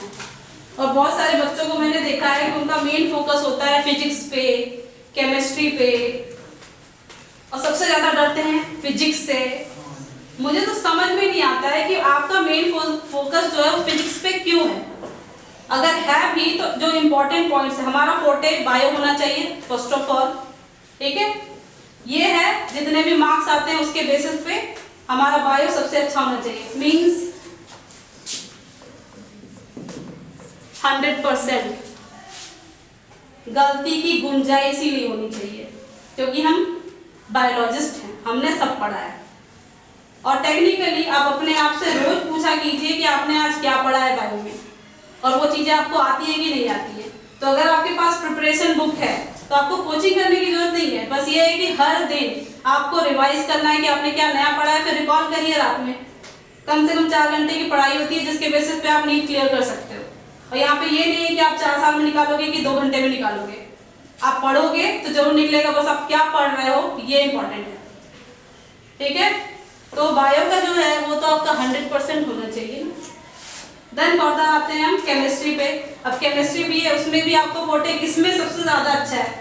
बहुत सारे लोगों का फिजिकल खराब है, वही फिजिकल और फिजिक्स वाला हाल हो जाता है। तो हम क्या करेंगे, हम इनऑर्गेनिक में बहुत अच्छा करेंगे और ऑर्गेनिक का करेंगे। कुछ ऐसे चैप्टर्स हैं जो रेप्लिकेट होते रहते हैं ईयर वाइज, ठीक है, हर साल वो आते हैं। कुछ क्वेश्चन चेंज हो सकते हैं बट पैटर्न वही होता है। तो आप करेंगे क्या, कम टाइम है तो मॉडल पेपर को बार बार पढ़ो। अगर कुछ नया उसमें दिख रहा है कि किसी एक चैप्टर से मल्टीपल टाइप ऑफ क्वेश्चन बार बार आ रहे हैं, उस चैप्टर को पूरा पढ़ डालो, ये कर सकते हैं। तो सबसे पहले आपको स्ट्रेटेजीज बनानी होगी, फिर ये देखना होगा कि इम्पोर्टेंट क्या क्या है। बाकी कोचिंग में तो आपको ये बताएगा कि उसका ट्रिक क्या होता है, उसको कैसे करते हैं। कहीं ना कहीं ये हमेशा मेरे सर भी कहते थे, जितने लोगों ने भी मुझे पढ़ाया है, कि क्वेश्चन में ही आंसर होता है। बहुत ही अजीब लगता है सुन के, अगर ऐसा होता तो पढ़ते आगे नहीं जाएगा, तो ऐसा होता तो नहीं है। बट ये है कि आप 1 या 2 बार क्वेश्चन को पढ़ोगे तो सबसे पहले तो मेन पॉइंट आ जाएगा उसमें ये कि पूछना क्या चाह रहा है और किससे रिलेटेड है। देन आंसर आपको अपने आप आ जाएगा, रिजेम्बलेंस में, ठीक है। क्लियर हो जाएगा। आज जाके क्वेश्चन करिएगा, फिर क्वेश्चन पढ़ के भी देखिएगा कि आंसर आ रहा है कि नहीं आ रहा है। और एक हैबिट और है, सबसे पहले मॉडल पेपर आप खुद से करिए, उसके बाद उसकी टैली करिए पीछे से। बहुत सारे लोग एक करते फिर देखते हैं, एक करते फिर देखते हैं। हमें पता हम कितने ईमानदार हैं, हम दूसरा देख लेते हैं। ये होता है क्योंकि हम स्टूडेंट हैं, ठीक है। तो थोड़ा सा कंटेंट होने की जरूरत है और रेगुलर प्रैक्टिस से आप बहुत अच्छे हो जाओगे। ओके, तो हम कहाँ पे थे, मोनेरा पे थे। मोनेरा के कैरेक्टरिस्टिक में हमने यहाँ पे न्यूट्रिशन देख लिया, सेल वॉल देख लिया। एग्जाम्पल में आप ये पूरा जो चार्ट था वो बना के लेके आओगे, ठीक है। ये मैं आप पे ही छोड़ रही हूँ। अब मेन आता है आपका 5 किंगडम क्लासिफिकेशन। ये लास्ट है 5 किंगडम क्लासिफिकेशन। किसने दिया था, RH व्हिटेकर ने। कब दिया था, 1969। एक्चुअली ये इंपॉर्टेंट नहीं होता है, फिर भी याद करना होता है क्योंकि आप अभी छोटी क्लास में, तो ऐसा डायरेक्ट क्वेश्चंस आ सकते हैं। और इनके क्लासिफिकेशन में क्या था, मेन पहले नीचे एक था, फिर ऐसे था, फिर ये ऐसा ही कुछ है ना, palm like structure, some kind of हाथ जैसा होता है। सबसे नीचे क्या है, मोनेरा, इसके बाद प्रोटिस्टा, इसके बाद ये ग्रेजुअली एक दूसरे से अलग हैं और यहाँ पे डिस्टिंक्ट इसलिए है क्योंकि ये पैरेलली चले हैं, पैरेलली इनका ओरिजिन हुआ है और ग्रो हुए हैं ये। तो यहाँ पे हो जाएगा प्लांट, यहाँ पे हो जाएगा एनिमल, ये हो जाएगा फंजाई, ठीक है। अभी तक मोनेरा में हमने जितना भी कैरेक्टर रिफाइन किया है कि क्या क्या होता है इसमें, यहाँ पे मोनेरा में वही आएगा। यहाँ पे एक चीज और इन्होंने जोड़ दी थी बेसिस में, मॉर्फोलॉजी हो गई, एनाटॉमिकल फीचर्स होंगे, माइक्रोस्कोपिक स्टडी भी हो गई। अब यहाँ पे एक चीज और जुड़ेगी, फाइलोजेनेटिक रिलेशनशिप एंड ओरिजिन, ये है इनका बेसिस, ठीक है। तो अभी तक पहले से क्या क्या आ रहा था, सबसे पहले cell wall and cell structure भी आएगा इसमें, उसके बाद आएगा मोड ऑफ न्यूट्रिशन भी आएगा, फिर थैलस ऑर्गेनाइजेशन भी आएगा, फिर रिप्रोडक्शन। मैंने क्वेश्चन देखा था इसलिए मैंने इसको यहाँ पे डाला हुआ है कि उसमें बेसिस ही पूछा गया है कि find out which one is not resemblant और related with the Whittaker classification. तो इस तरीके से हो सकता है कि ग्रुपिंग उसमें कैरेक्टरिस्टिक हो। लास्ट में आएगा phylogenetic relationship and origin. Origin ये क्या होता है, ये क्या होता है कि हम बंदर से पैदा हुए, यही ना होता है। हमारे जो एंसेस्टर है वो कौन है, मंकी है, उससे भी पहले था जो शुरू जैसा दिखता था, जिसे हिंदी में क्या कहते हैं आपको पता होगा, ठीक है। तो बेसिकली हमारा जो बॉडी स्ट्रक्चर है, अगर इसके जीनोमिक कंटेंट को कंपेयर किया जाए ह्यूमन जीनोम को उस पर्टिकुलर जानवर के जीनोम से, तो उसमें सिमिलैरिटी 95% आती है, 95%। अगर स्वाइन से कंपेयर किया जाए तो मोर देन 95% है, मोर देन 95%। इवन आप मॉर्फोलॉजिकल कैरेक्टरिस्टिक को भी कंपेयर कर सकते हो, उसकी बॉडी पे भी बाल कम होते हैं, हमारी बॉडी में भी कम होते हैं, उनकी भी स्किन बहुत पतली होती है, फैटी नहीं होती है, ठीक है, हमारी भी वैसे ही होती है। तो लगभग बहुत सारे जो कैरेक्टरिस्टिक हैं वो सिमिलर होते हैं just because of the similarities, और ये डिनोट करता है कि हमारी जो ओरिजिन है वो कहाँ से हुई है। तो यहाँ पे इम्पोर्टेंट क्या है, फाइलोजेनेटिक रिलेशनशिप ऑफ ओरिजिन। यहाँ पे ये जो स्ट्रक्चर है ये इसी बेसिस पे है कि जो मोनेरा है वो मोस्ट प्रिमिटिव है, देन प्रोटिस्टा है, देन फर्दर जो भी है वो, ठीक है, ठीक है ना, ओके। नेक्स्ट हम आते हैं मोनेरा के कैरेक्टरिस्टिक पे। मोनेरा में अब यहाँ पे क्या आएगा, दो फॉर्म्स आएंगे। इन्होंने बता तो दिया था कि जो बिलोंगिंग्स है वो मोनेरा में आएंगी, but they both are distinct and different. वो थे आपके बैक्टीरिया एंड आर्किया, आर्किया ये इंक्लूडेड है, ठीक है, ये इंक्लूडेड है यहाँ पे। अब यहाँ पे मोनेरा में ये दोनों आ रहे हैं, जिसको एक को तो कहते हैं ट्रू बैक्टीरिया, एक है आपका एंशिएंट बैक्टीरिया या फिर आर्की बैक्टीरिया। आर्की बैक्टीरिया क्या होता है, कुछ इसको डिस्कस कर लेते हैं। आर्की बैक्टीरिया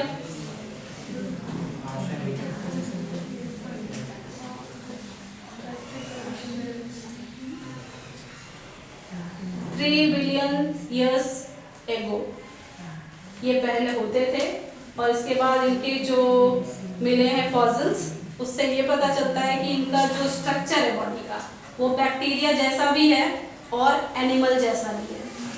तो अब यहाँ क्या होगा कि मोनेरा में ये पैरेलली ग्रो करेंगे, पैरेलली, हाफ एंड हाफ। ऐसा नहीं है कि आर्किया से आपका बैक्टीरिया या बैक्टीरिया से आपका आर्किया फॉर्म हुआ है, क्योंकि अगर हम इसके एग्जांपल्स में जाएंगे तो वहां पे क्या हो जाएगा, एग्जांपल्स में आपके बैक्टीरिया कुछ प्रिमिटिव होंगे, जैसे कि इसमें एक और चीज आती है बीजीए, नाम सुना है बीजीए का, क्या नाम है full form, blue green algae. ये मोस्ट प्रिमिटिव फॉर्म है और ये आपका ऑटोट्रॉफिक भी होता है, प्लांट लाइक होता है, बट ये प्रोकैरियोटिक है। उसी तरह से आर्किया में आपके आते हैं मिथेनोजेंस एंड थर्मोफाइट्स या थर्मोक्लाइन वाले जो आर्की बैक्टीरिया होते हैं, थर्मल बैक्टीरिया कह सकते हैं, थर्मल आर्की बैक्टीरिया। तो ये जो हैं ये नॉर्मल आर्कियन से टोटली अलग होते हैं। अब यहाँ पे अलग होने का मेन कारण क्या है, यूजुअली ये दोनों तो प्रोकैरियोट में आ रहे हैं, बट एक डिफरेंस है इनके जेनेटिक मटेरियल में।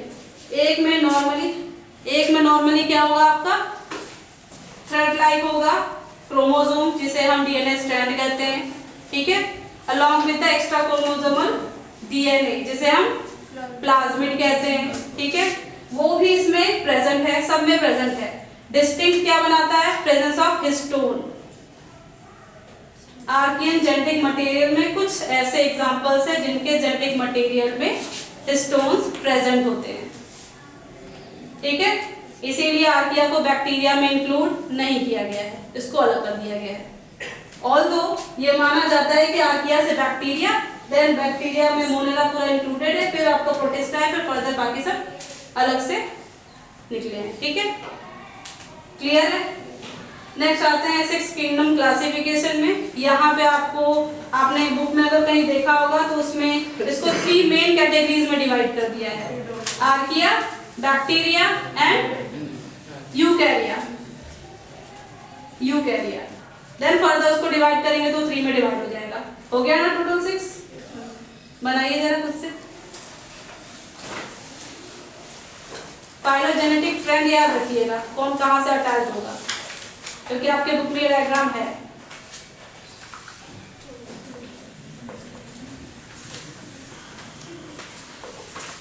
होता क्या है कि ये इंटरडिपेंडेंट हैं और पैरेलली ग्रो करते हैं, ठीक है। कार्ल वुस ने इसे दिया था, कार्ल वुस।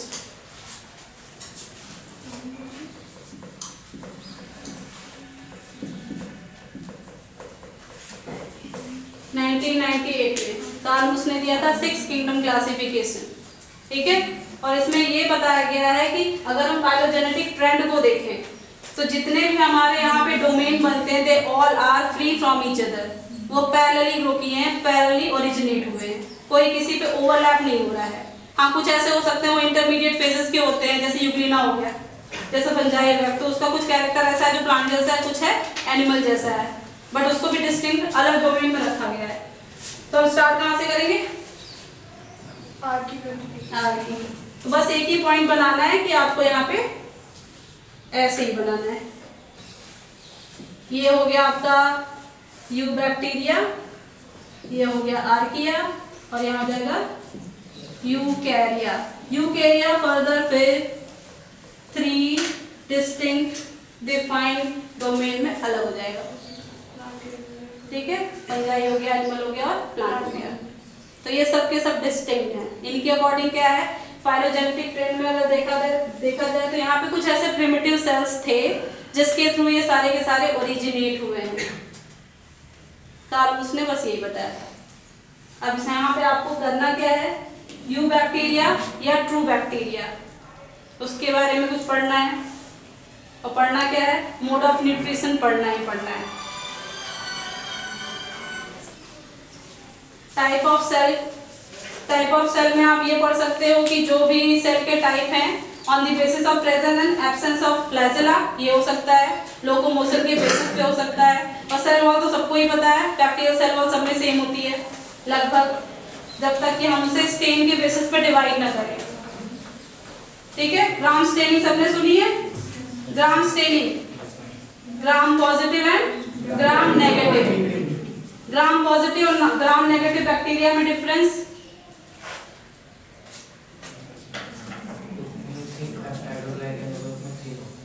किसमें? ग्राम पॉजिटिव में, सही है। कोई कैसे करें कि gram positive absent in gram negative. Okay good, example दो ही तो होते हैं, एक तो हम दही वाला ले लेते हैं हर बार प्रैक्टिकल के पर्पस से, दूसरा हम लेते हैं E coli, the most common bacteria. तो ये दो फॉर्म हो गए। ग्राम नेगेटिव क्या हो जाएगा, जो हाईली विरुलेंट होता है, जो डिजीज कॉज करने में बहुत ही सक्षम होगा, वो आपके होते हैं, वो आपके पैरासाइट हो सकते हैं और नॉर्मल भी हो सकते हैं, सेप्रोफिटिक भी होते हैं, पैरासिटिक भी होते हैं, बट वो विरुलेंट होते हैं, वही आपके ग्राम नेगेटिव होंगे। ग्राम पॉजिटिव में मोस्टली आपके क्या होते हैं, वो सेप्रोफिटिक होते हैं, जैसे कि कर्ड बैक्टीरिया हो गया, राइजोबियम हो गया, तो ये उसके फॉर्म्स हैं, ठीक है, याद रहेगा। एक दो तो ऐसे एग्जांपल याद होना चाहिए। अब आते हैं कुछ ऐसे ऑर्गेनिजम्स के बारे में जिनको कहीं भी प्लेस नहीं किया गया है, और किया भी गया तो उनकी पोजीशन क्या है, वो कहीं ना कहीं प्रॉब्लमेटिक कंडीशंस में। सबसे पहले बात करते हैं यूग्लिना का। यूग्लिना प्लांट लाइक कैसे है, क्योंकि उसमें क्लोरोप्लास्ट होता है, ठीक है। एनिमल लाइक कैसे है, क्योंकि उसमें सेल वॉल एब्सेंट होती है और कॉन्ट्रैक्टाइल वैक्यूल प्रेजेंट होता है। ये दो मेन कैरेक्टरिस्टिक है जिसकी वजह से उसको कहीं भी प्लेस नहीं कर सकते, बट ये है कि वो यूनिसेलुलर होता है, दैट्स व्हाई उसको प्रोटिस्टा में रखा गया है, ठीक है। देन फर्दर इसको क्लासिफाई किया गया है अदर बेसिस ऑफ क्लासिफिकेशन, तो इसको एल्गी में रख दिया गया है। तो एल्गी में अगर किसी का भी क्लासिफिकेशन आप फॉलो अप करते हो तो उसमें आपको यूग्लिना भी दिखाई देगा अलॉन्ग विथ योर क्लोरोफाइसी के जितने भी मेंबर्स होते हैं, जैसे वॉलबॉक्स हो गया, क्लेमाइडोमोनास हो गया, क्लोरेला हो गया, और दो चार तो आपकी बुक्स में भी होंगे, स्पाइरोगैरा एंड यूलोथ्रिक्स, इनके नाम तो सुने हैं ना, ठीक है। तो ये क्या है, ये सभी एल्गी है।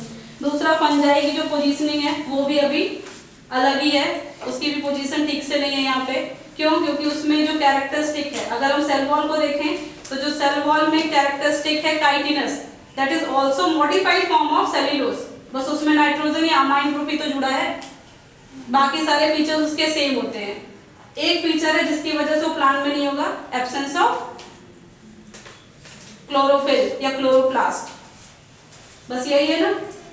स्टोर्ड फूड मटेरियल भी डिफरेंट होता है जो एनिमल जैसा होता है, तो इसके बहुत सारे कैरेक्टरिस्टिक ऐसे हैं जो कि एनिमल जैसे भी हैं और प्लांट जैसे भी हैं, इसीलिए इसको डिस्टिंक्ट डोमेन में ही रखा गया है। मैम मुझे क्वेश्चन आता है कि मतलब यूग्लिना को किस किंगडम में है, तो प्रोटिस्टा प्रोटिस्टा प्रोटिस्टा ही नहीं करना है, क्योंकि अभी तक उसको डिमार्केटेड किया नहीं गया है। फर्दर अगर क्लासिफिकेशन आप फॉलो अप भी करते हो तो भी वो प्रोटिस्टा में ही आता है, क्योंकि हाईली वो एनिमल लाइक है, भले उसमें कुछ ऐसे हैं कैरेक्टरिस्टिक जो कि उसको प्लांट जैसा बनाते हैं। ठीक है, और नॉर्मली क्वेश्चन ये भी आ सकता है कि हाँ उसकी प्लेसिंग के ऊपर भी आ सकता है। दूसरा इसमें आ सकता है कि ये एक इंटरलिंक्ड ऑर्गेनिज्म है between plant and animal, morphology के बेसिस पे एंड मोड ऑफ एक्शन के बेसिस पे। अगर हम टाइप ऑफ सेल के बेसिस पे करें तो ये हमेशा प्रोटिस्टा ही होगा। ये क्लियर है ना? ओके, और तो ऐसा कुछ है नहीं। यूकैरिया में फर्दर वही है जो तीनों में डिवाइडेड है, प्लांट, फंजाई एंड एनिमल। थोड़ी सी बात हम कर लेते हैं कुछ अलग ऑर्गेनिजम्स की। अच्छा नहीं, उससे पहले टेक्सॉन रैंकिंग की बात कर लेते हैं, जो रैंक्स होते हैं जिसके बेसिस पे किसी भी ऑर्गेनिज्म को क्लासिफाई करते हैं। कहाँ से स्टार्ट होता है? के फॉर किंगडम, उसके बाद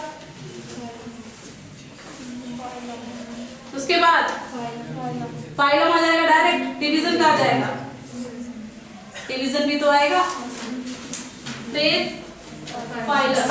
अब यहाँ पे ये अलग कर रही है उसलिए क्योंकि प्लांट में अलग है और एनिमल में अलग है, इसलिए। ठीक है, अब इसके बाद है आपका फाइलम है, फाइलम के बाद ऑर्डर होगा, क्लास होगा, देन ऑर्डर होगा, फिर फैमिली होगी, देन जीनस होगा।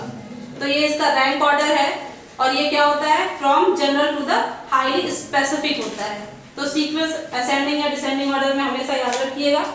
और कोई मुझे ह्यूमन का बता दो क्लासिफिकेशन, या जिसको भी याद हो कॉपी निकालिए, उसमें लिखिए, ये रैंक ऑर्डर्स लिखिए। ठीक है, तो जिसमें जो भी आ रहा है वो नोट डाउन कर लो।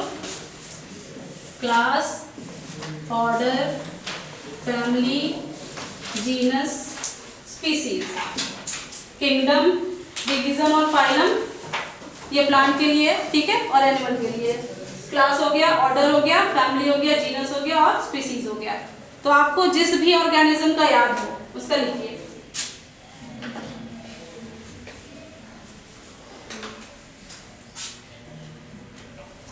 किसी प्लांट का लिख दो,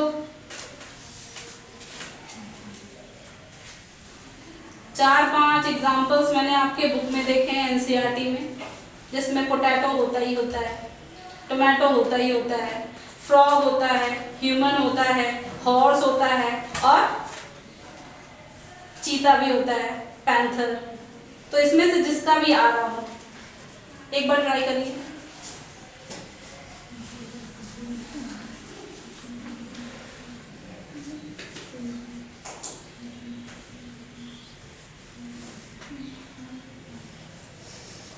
चलो, जब तक कर रहे हो मैं थोड़ा बहुत इसमें बताने की कोशिश करती हूँ। किंगडम, अगर आपने एनिमल लिया है तो सबसे पहले किंगडम, क्योंकि किंगडम क्लासिफिकेशन चल रहा था, ऑब्वियसली एनिमल लिया तो एनिमेलिया होगा। ठीक है, किंगडम एनिमेलिया। उसके बाद क्या होगा? फाइलम। फाइलम में अब आपने जितने भी टाइप के फाइलम पढ़े हुए हैं, अब आपको आता किसका है बेसिकली, इस पे बात है। तो अगर आपने कॉर्डेट लिया है, ठीक है, कॉर्डेट, तो ये फाइलम हो जाएगा। नॉन कॉर्डेट्स लिए हैं तो उसमें जो भी आपको याद होगा वो लिख दोगे। फिर ऑर्डर, अब आप लेते किसका है? इंसान का लिया है तो करो, क्या होगा? ये तो याद होना चाहिए। सब बता ही दूंगी तो कैसे चलेगा? मैमल्स, मैमेलिया, याद आया? उसके बाद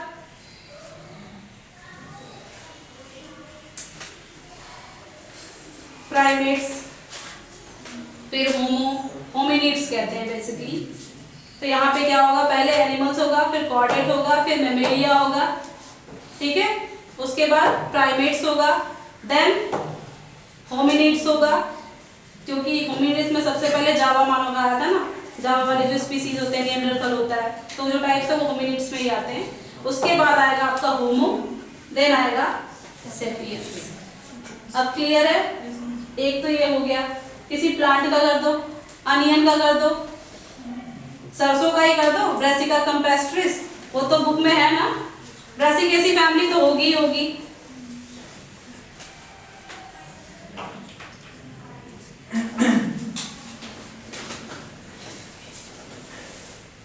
या आलू का ही कर लो, पोटैटो। पहला किंगडम प्लांट या प्लांटिंग, ठीक है। उसके बाद डिवीजन में क्या आ जाएगा, एंजियोस्पर्मी, या फिर उसको लिख सकते हैं स्पर्मेटोफाइट्स, जिसमें सीड बेयरिंग प्लांट्स होते हैं। अब उसके बाद क्या हो जाएगा, क्लास। तो क्लास में क्लासिफिकेशन जो बेंथम हुकर काम करते हैं उसके बेसिस पे क्लास आपका हो जाएगा, अरे ऐसे ही क्या होगा, पॉलीपेटली, ये होता है, मैं क्लासिफिकेशन पढ़ाती हूँ इसलिए। तो यहाँ पे जो भी उसका क्लास हो, सोलेनम और नीचे ट्यूबेरोस, हो गया, ठीक है। तो इस तरीके से आप कर सकते हो। तो बस ये याद रखना है कि टेक्सॉन रैंकिंग कौन कौन सी हैं, और ये यूनिक होती हैं और ये सिंगुलर होती हैं, हमेशा सिंगुलर होती है, कभी भी प्लूरल नहीं होती हैं, ये याद रखिएगा। अब कुछ क्वेश्चन जो आप लोग हमेशा से पढ़ते आ रहे हैं, थोड़ा आपसे भी पूछा जाए, मैं बहुत देर से बोल रही हूँ। कुछ ऐसे ऑर्गेनिजम्स हैं या एजेंट्स कहेंगे बेसिकली, जो कि न तो वो लिविंग है, न तो वो डेड है, और न तो वो नॉन लिविंग है। उन्हें कहते हैं वायरस, वायरॉइड्स, प्रियॉन्स, वायरोसॉइड्स, ठीक है। वायरस की बात करते हैं। सबसे पहले किसने डिस्कवर किया था वायरस, और वो वायरस कौन सा था? प्लांट का नाम मैं बताती हूँ as a hint, tobacco plant. एक ही तो है, टोबैको मोज़ेक वायरस सबसे पहले डिस्कवर किया गया था, वो भी एक्सीडेंटली डिस्कवर किया गया था। और उसको डिस्कवर करने वाले कौन थे? इवानोव्स्की थे, ठीक है। कुछ ऐसी चीजें नॉर्मली वन लाइन आंसर के फॉर्म में ही बता रही हूँ मैं।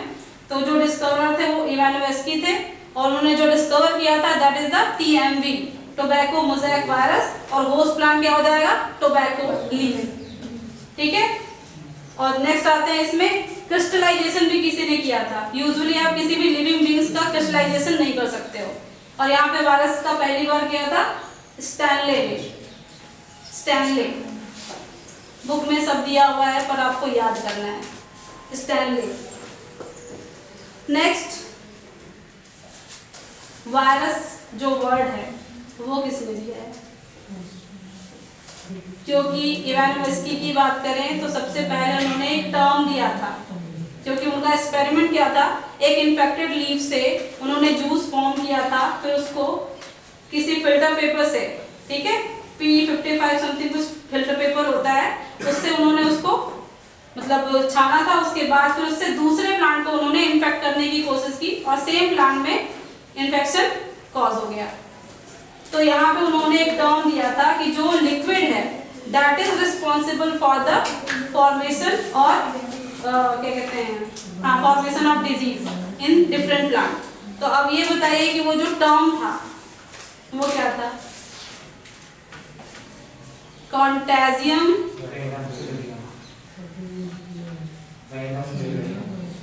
पूरा क्लियर बोलो, मैं भी तो सुनूं। सबको सुनाई दिया? यानी एक ऐसा कंटेंट जो उस वाटरी सब्सटेंस में प्रेजेंट है, बट उन्होंने वायरस नाम अभी भी नहीं दिया था, ठीक है। उन्होंने बस ये बताया था कि ये लिक्विड ही रिस्पॉन्सिबल है डिजीज कॉजिंग के लिए। नेक्स्ट आता है बेजरिंग। जो बेजरिंग थे उन्होंने ही नाम दिया था वायरस, ठीक है। इसमें एक और चीज आती है बैक्टीरियोफेज। बैक्टीरियोफेज इसे किसने डिस्कवर किया था? ये भी एक्सीडेंटली था, एक्सीडेंटल डिस्कवरी थी बैक्टीरियोफेज। अच्छा, बैक्टीरियोफेज होता क्या है? बैक्टीरिया ईटिंग या बैक्टीरिया किलिंग वायरसेस, बेसिकली यही होते हैं। सबसे पहले डिस्कवर किया था इसे टॉड एंड डी हैरल ने। ये सब आते हैं क्योंकि ये डायरेक्ट क्वेश्चंस हैं इसलिए। और एग्जाम्पल में बैक्टीरियोफेज सबसे ज्यादा कहाँ पाया जाता है? कोई एक एग्जाम्पल अगर आपको कभी किसी ने बताया हो। गैंगेटिक वाटर में, इसीलिए उसमें डुबकी लगाई जाती है। पाप नहीं धुलते हैं, जो बैक्टीरियल इन्फेक्शन होता है उसको वो रिड्यूस कर सकता है, ठीक है। तो जो भी कल्चरल एक्टिविटीज है उनके पीछे न पीछे कुछ ना कुछ साइंटिफिक पॉइंट ऑफ व्यूज होते ही होते हैं। नेक्स्ट है इसमें प्रियॉन्स, प्रियॉन्स, प्रियॉन्स क्या होते हैं?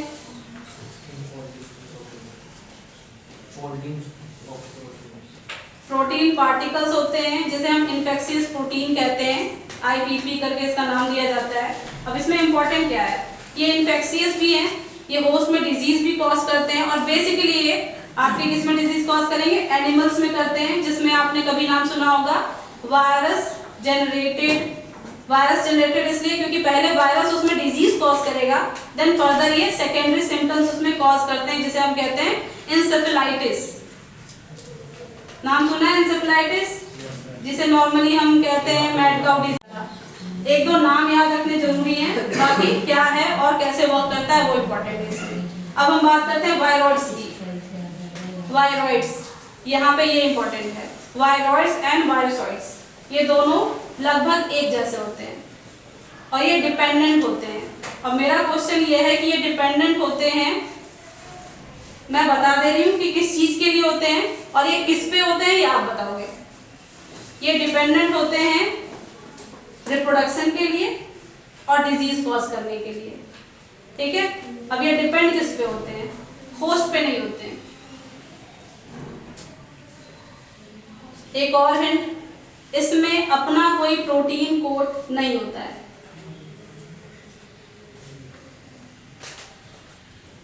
तो ये दूसरे अदर वायरसेस पे डिपेंड होते हैं for the replication and protein formation.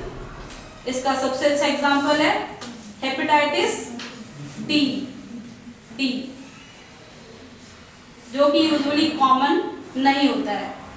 जो ए और बी होता है वो कॉमन होता है। जो वायरल एक्टिविटी के थ्रू होता है उसमें सबसे पहले एक वायरस अटैक करेगा, that is your hepatitis D, then उसको सपोर्टिव सिस्टम की तरह वर्क करेगा यहाँ पे वायरॉइड या वायरसॉइड्स। तो यूजुअली ये होते क्या है, ये small single stranded RNA sequences होते हैं जो कि इन्फेक्शियस होते हैं और इनकी कोई भी प्रोटीन नहीं होती है। तो अगर इसको रेट्रोवायरसेस से कंपेयर करें तो क्या डिफरेंस है? ये लास्ट है। वायरॉइड्स को अगर हम कंपेयर करें रेट्रोवायरसेस से तो क्या दोनों में डिफरेंस है? बस इतना ही है कि उनमें प्रोटीन कोड्स होती है रेट्रोवायरसेस में, और वायरॉइड्स और वायरसॉइड्स में नहीं होती है। और प्रोटीन कोड फॉर्मेशन के लिए, other kind of protein formation के लिए, इन्फेक्शन जनरेट करने के लिए, एंड रेप्लिकेशन, जिसको रोलिंग सर्कल मॉडल कहते हैं, उसके थ्रू ये रेप्लिकेट करता है। तो वो सब दूसरे वायरस के जीनोम पे डिपेंड करता है, ठीक है। तो डिपेंडेंट वायरॉइड्स होते हैं, डिपेंडेंट वायरस या वायरॉइड्स। आज फिलहाल इतना ही है। अब कोई डाउट है तो बताइए, क्योंकि ये डायरेक्ट कंटेंट ही था कि जितने भी टाइप ऑफ आपके क्लासिफिकेशन होते हैं वो कौन कौन से, और फर्दर उसमें क्या क्या चेंजेस आए हैं और क्यों चेंजेस किए गए हैं। और लेटली जो एक्सेप्टेड है वो है कार्ल वुस का, ठीक है, कार्ल वुस का 6 किंगडम क्लासिफिकेशन। किसी को कुछ पूछना है? आज का होमवर्क क्या है? वो चार्ट बनाना है। नंबर ऑफ एग्जांपल्स भी याद होने चाहिए आपको, चाहे वो एनिमल के हो, प्लांट के हो, फंजाई के हो। अच्छा, फंजाई में किसी ने ईस्ट बोला था, चलो फर्दर डिस्कस करते हैं अभी थोड़ी देर में। ईस्ट किसी ने बोला था, किसी ने वो बोला तो था। ईस्ट का स्ट्रक्चर कैसा होता है? यूनिसेलुलर होता है, ठीक है, एनिमल लाइक होता है। अब उसमें प्लांट लाइक क्या होता है कि उसमें बहुत ही बड़ा सा वैक्यूल होता है, सेंट्रल वैक्यूल बहुत ही बड़ा सा होता है। तो अब इसमें प्लांट वाला कैरेक्टर भी है और एनिमल वाला भी है। बट इसको कहाँ रखा गया है? फंजाई में। इसे कहाँ रखना चाहिए? प्रोटिस्टा में। बट प्रोटिस्टा में नहीं रखा गया है, बस एक वजह से, क्योंकि इसका जो सेल वॉल होता है that is made up of chitin. अभी तो पढ़ा था। तो इम्पोर्टेंट क्या है? काइटिन वॉल, सेल्यूलोज और इसके जो मोइटीज होते हैं, इनके बीच में जो बॉन्डिंग होती है वो क्या होती है, ये सब आपको याद रखना है। बाकी किसने क्या डिस्कवर किया वो तो याद कर ही लोगे। और कोई कुछ पूछना है? अच्छा, मैंने इतनी देर तक जो बकबक की कुछ समझ में आया है? Yes, ma'am. नहीं भी आया होगा तो समझना तो पड़ेगा ही। बस मेरा काम बस इतना ही है कि मैं आपको यही बता सकती हूँ कि इम्पोर्टेंट क्या क्या है। यूजुअली क्या करते हैं लोग, यहाँ पे पढ़ते हैं विटेकर क्लासिफिकेशन पढ़ लेते हैं, बाकी सब छोड़ देते हैं। तो जो भी है, कुछ अदर वाले जो है उसके मोड ऑफ एक्शन भी इम्पोर्टेंट है और उन्होंने कितने भाग में उसको डिवाइड किया है वो भी इम्पोर्टेंट है, तो वो भी आप इंक्लूड करोगे। ठीक है, ओके, थैंक यू। और हाँ, नेक्स्ट डे मुझे वो चार्ट चाहिए विथ एग्जाम्पल्स।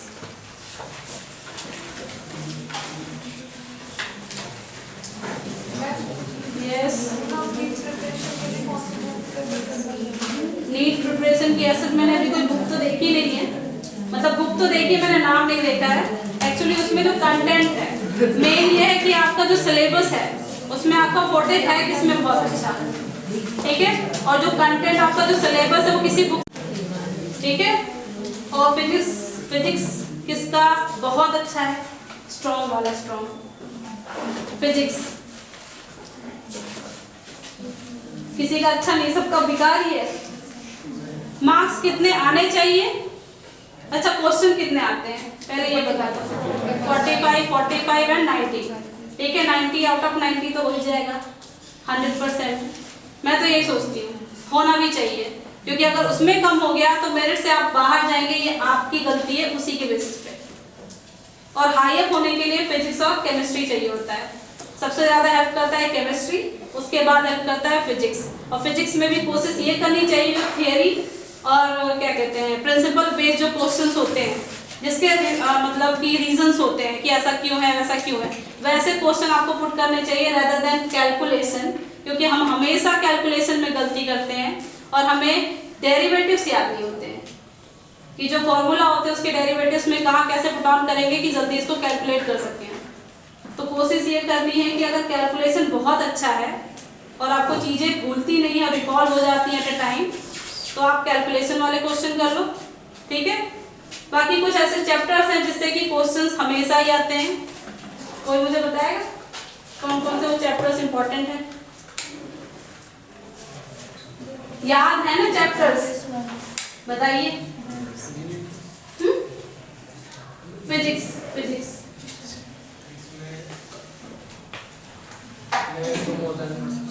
उससे मोस्टली क्वेश्चन उसी से आते हैं। और जो यूनिट वाला होता है ना, वेक्टर्स होते हैं, वेक्टर्स के जो टाइप होते हैं, उनके जो यूनिट्स होते हैं, वो सारे हमेशा ही आते हैं।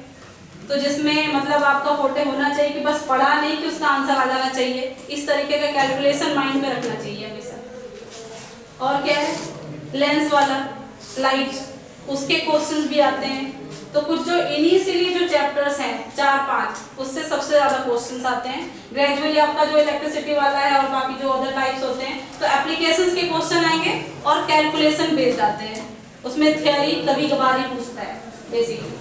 बाकी केमिस्ट्री इनऑर्गेनिक बहुत अच्छी कर लो, इनऑर्गेनिक, क्योंकि रेशियो हमेशा इनऑर्गेनिक का ज़्यादा होता है, ऑर्गेनिक का कम होता है, चाहे तो काउंट करके देख लेना। तो ऐसा नहीं है कि ऑर्गेनिक छोड़ देना है, वो भी करना ही करना है, ठीक है। और आप लोग कौन सी बुक प्रेफर करते हो खुद से एनसीईआरटी के अलावा?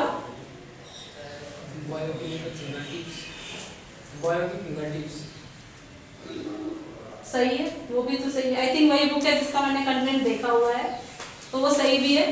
उसमें बहुत सारे क्वेश्चंस आपके जो जेनेटिक्स या साइटोजेनेटिक्स से है और बायोटिक्स से है, बहुत सारे अच्छे अच्छे क्वेश्चंस है उसमें। और डेली आप लोग कितने घंटे पढ़ते हो? डेली, ऐसा नहीं कि याद पढ़े होकर भूल गए, डेली पढ़ते हो, क्योंकि डेली खाते हो ना, डेली खाते हो, डेली सोते हो। जो डेली वर्क है तो उसमें स्टडी को इंक्लूड कर लो। कम से कम 4 घंटे per day, genuinely with honesty, कि हमने पढ़ा है और मुझे आता है। ख्वाबों में नहीं, ख्यालों में नहीं रहना कि नहीं आता तो है, ऐसा वाला नहीं होना चाहिए एटीट्यूड। आपको आना चाहिए, लिटरली आना चाहिए, ठीक है। कोई क्वेश्चन? कुछ भी नहीं? ओके, तो 1-2 क्वेश्चन मैं कर लूँ, देखो कुछ आया कि नहीं आया। ये मैं बना के तो लाई थी, मैंने सोचा कॉपीज आपको दे दूंगी, बट नहीं, मुझे लगा पता नहीं लेंथी टॉपिक है कैसा है। कुछ नए क्वेश्चन है, जैसे कि Bentham and Hooker gave which system of classification. तो ये तो मैंने बताया नहीं है, बट मैंने स्टार्टिंग में आपको 4 टाइप्स जरूर बताए थे, artificial, natural, phylogenetic and static. मतलब स्टैटिक तो नहीं है इसमें, बट ये कि इनमें से कौन सा होगा? नेचुरल। और नेचुरल टाइप ऑफ क्लासिफिकेशन है तो ये किस पे बेस्ड है? मॉर्फोलॉजी पे। ठीक है, जितना भी होगा morphological characteristic, it may B microscopic और नॉर्मल ऑब्जर्वेशन बेस्ड। ठीक है, अब बस करें क्या, छोड़ देते हैं, सबके सब आइसोलेट हो गए हैं, लॉन्ग विथ मी। ओके, ये बंद हो गया? करना है। बंद कर दीजिए प्लीज। फिजिक्स कितना 11th का कितना बेसिक जानती हैं, थोड़ा सा पहले उसके बारे में बात करेंगे, देन आफ्टर अपना लेक्चर स्टार्ट करेंगे। आज से हमें दिया गया टॉपिक यूनिट्स एंड मेजरमेंट। ठीक है, व्हाट इज फिजिकल क्वांटिटीज। हम इस सारे टॉपिक के अंदर बात करेंगे फिजिकल क्वांटिटीज क्या होती हैं, देन आफ्टर डायमेंशंस की तरफ मूव करेंगे और फिर उसके एप्लीकेशंस के लिए। तो सबसे पहले हम ये देखें कि व्हाट इज फिजिकल क्वांटिटी। मुझे थोड़ा सा ये बताएंगे कि किस किस बोर्ड से स्टूडेंट्स हैं। पहले इस रो में थोड़ा सा 2-4 बता दें खाली, किस तरह से कन्वीनियंट है, हिंदी इंग्लिश मिक्सअप। चलिए, कहीं भी कोई प्रॉब्लम होगी तो आप शेयर कर सकते हैं। किसी इंग्लिश टर्म का हिंदी में मीनिंग नहीं पता चल रहा हो वो आप पूछ सकते हैं, केवल हाथ रेज करें, मैं आपकी प्रॉब्लम पूछ लूँगा आपसे। ठीक है, तो सबसे पहले आज मैंने अपना नाम बता दिया, दीपेंद्र भटनागर। फिजिक्स आपकी मैं ले रहा हूँ और बाकी क्लासेस जो भी लेक्चर्स हो रहे होंगे आपको कंटिन्यू पता रहेगा। लगभग मुझे पढ़ाते हुए 20 ईयर, मोर देन 20 ईयर्स का एक्सपीरियंस है। बहुत सारी मेरी अपनी किताबें आती हैं, तो इसलिए थोड़ा सा इंट्रो मैं आपको अपना दे रहा हूँ। पता होना चाहिए कि आपको कौन पढ़ाने जा रहा है और लिंक आपका मेरे साथ कैसे बनता है वो धीरे धीरे पता चल जाएगा। स्टेट बोर्ड, यूपी बोर्ड के लिए चित्रा से पब्लिकेशन से मेरी अपनी बुक आती है, दीपेंद्र भटनागर मेरे नाम से है। इसके अलावा कंपटीशंस में अरिहंत से हैं और सीबीएसई बोर्ड में विवा पब्लिकेशन से है मेरी बुक्स। तो बहुत सारा बुक्स पे भी वर्क किया हुआ है और बाकी कोशिश करेंगे कि बहुत एलिमेंट्री लेवल से लेकर के चलें शुरू में। जहां आपको लगे कि लेवल राइज करना है वो मुझे आप बता देंगे, तो लेवल राइज कर लेंगे, उसमें कोई दिक्कत नहीं। स्टार्टिंग से हम लेकर के चलेंगे बेसिक और फिर धीरे धीरे स्टेप वाइज उसको आके नीट लेवल तक लेकर के चलेंगे। ठीक है, मेरा अंदाजा नीट के स्टूडेंट्स हैं।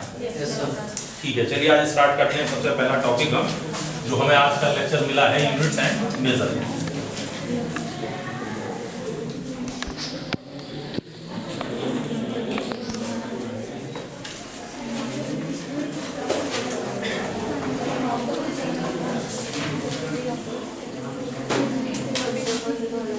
फर्स्ट ऑफ ऑल हम लेंगे what is a physical quantity.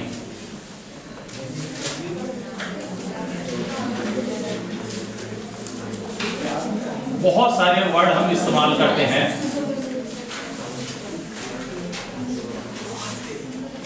Hindi में इसको कहते हैं भौतिक राशियां। फिजिकल क्वांटिटीज होती क्या है, क्योंकि उन्हीं के बारे में हम आगे डिटेल लेकर के चलेंगे। तो those quantities which can be measured by यानी डायरेक्ट और इनडायरेक्ट मेथड। कोई भी ऐसी राशि जिसका आप किसी भी डायरेक्ट यानी प्रत्यक्ष या अप्रत्यक्ष विधि से, डायरेक्ट या इनडायरेक्ट मेथड से हम मेजरमेंट कर सकते हैं। यहीं पर आप एक सीक्वेंस देख रहे होंगे कि हमने मास को रिप्रेजेंट करने के लिए स्मॉल n सिंबल लिया है, केजी के लिए small KG, s small, cd भी स्मॉल, m भी स्मॉल लिया है, लेकिन यहाँ पर दो सिंबल ऐसे लिए हैं जिनको हमने कैपिटल लेटर से एक्सप्रेस किया है। तो ये थोड़ा सा ध्यान रखेंगे, ये कुछ बेसिक बातें हैं जो किसी भी सब्जेक्ट के लिए जरूरी है। अगर कोई भी ऐसा यूनिट हम ले रहे हैं which are named on scientist और एनी पर्सन नेम, कोई भी यूनिट, बहुत सारे साइंटिस्ट हैं, उनको रिगार्ड देने के लिए यूनिट्स को उनके नाम पर रखा गया, सच एज न्यूटन। इसका यूनिट होता है न्यूटन, फोर्स का होता है। तो वहां पर ध्यान रखेंगे आप कि अगर हमें न्यूटन लिखना है तो वो कैपिटल लेटर से स्टार्ट नहीं होगा। क्या लिखेंगे आप? इस तरीके से लिखेंगे।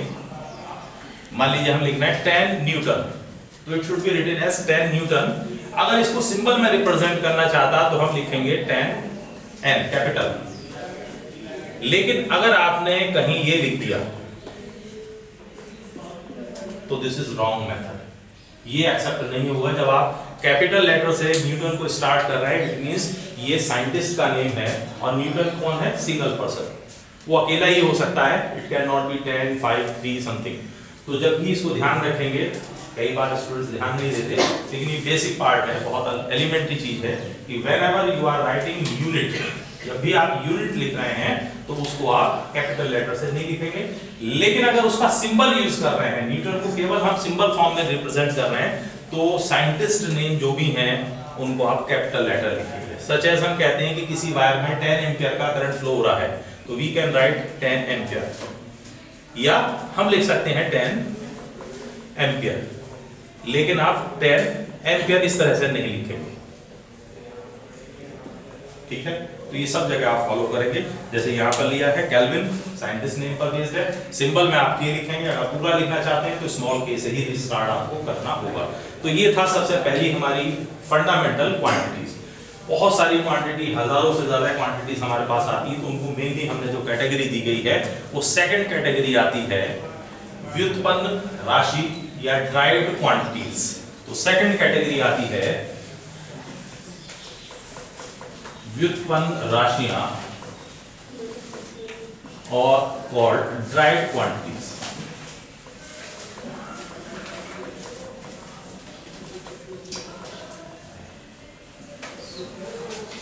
व्युत्पन्न राशियां या ड्राइव्ड क्वांटिटीज, दो physical quantity which are obtained और derived with the help of fundamental quantities, जिन राशियों को मूल राशियों की सहायता से उत्पन्न किया गया है, प्राप्त किया। तो इसका मतलब ये डायमेंशनल लिखते समय नहीं लिया जाएगा, तो केवल क्या लिया जाएगा? m और v स्क्वायर के लिए। तो जब हम डायमेंशनल फार्मूला लेंगे, इट मींस तो m मास का क्या होगा m, और वेलोसिटी का कितना था L t इनवर्स 1, और सुपर उसका क्या है स्क्वायर। तो क्या आ जाएगा जरा बताइएगा? m, अब इसका स्क्वायर करें तो L स्क्वायर, और इसकी पावर का मल्टीप्लाई तो t माइनस 2। तो आप देख रहे हैं work, torque, kinetic energy same, ठीक है? यही पोटेंशियल एनर्जी का आएगा। रोटेशनल एनर्जी निकाला है वो भी यही आएगा। एनी टाइप ऑफ एनर्जी, किसी भी टाइप की एनर्जी है उसकी सेम डायमेंशन होगी जो वर्क की होती है। इसी तरह के कुछ और डायमेंशंस देखें पहले।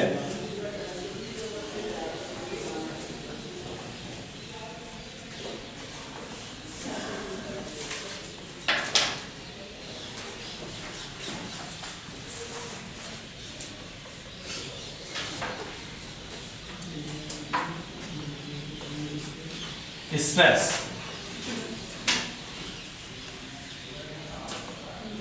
यूज करते हैं, वैल्यूज में हम यही यूज करते हैं, लेकिन फार्मूले में अंदर इंटरनल फोर्स आता है। तो simply stress is equal to होता है internal reaction force, internal reaction force upon area of cross section.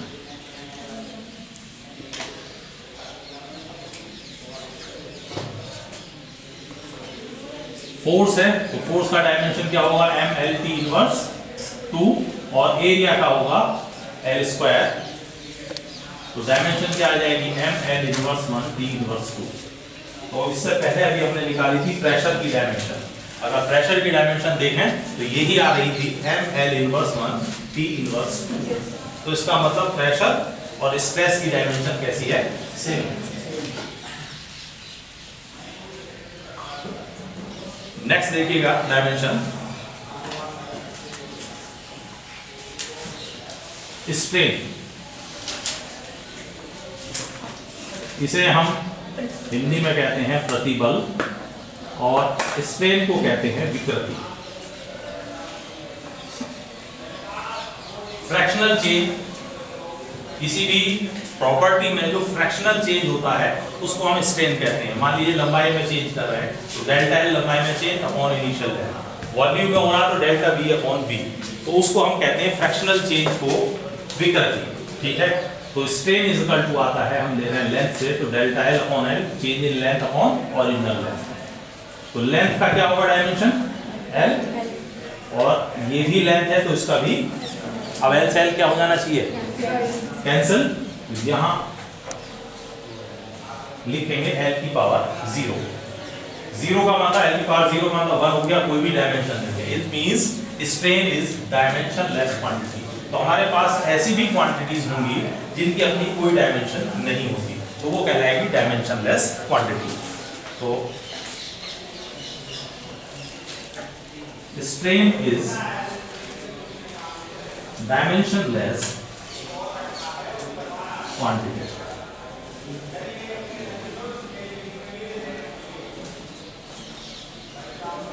तो ये अपना आप में ऐसी क्वांटिटी हुई जिसकी कोई भी डायमेंशन नहीं है।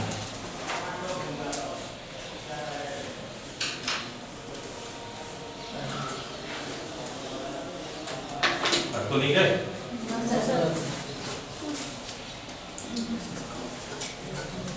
थकने लगो सब बता रहे हैं।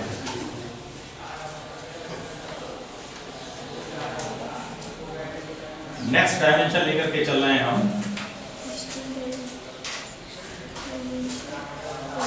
Modulus of elasticity.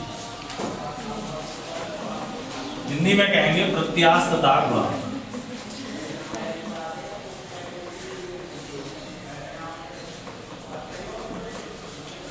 Modulus of elasticity is equal to होता है स्ट्रेस अपॉन स्ट्रेन, प्रतिबल बटे विकृति।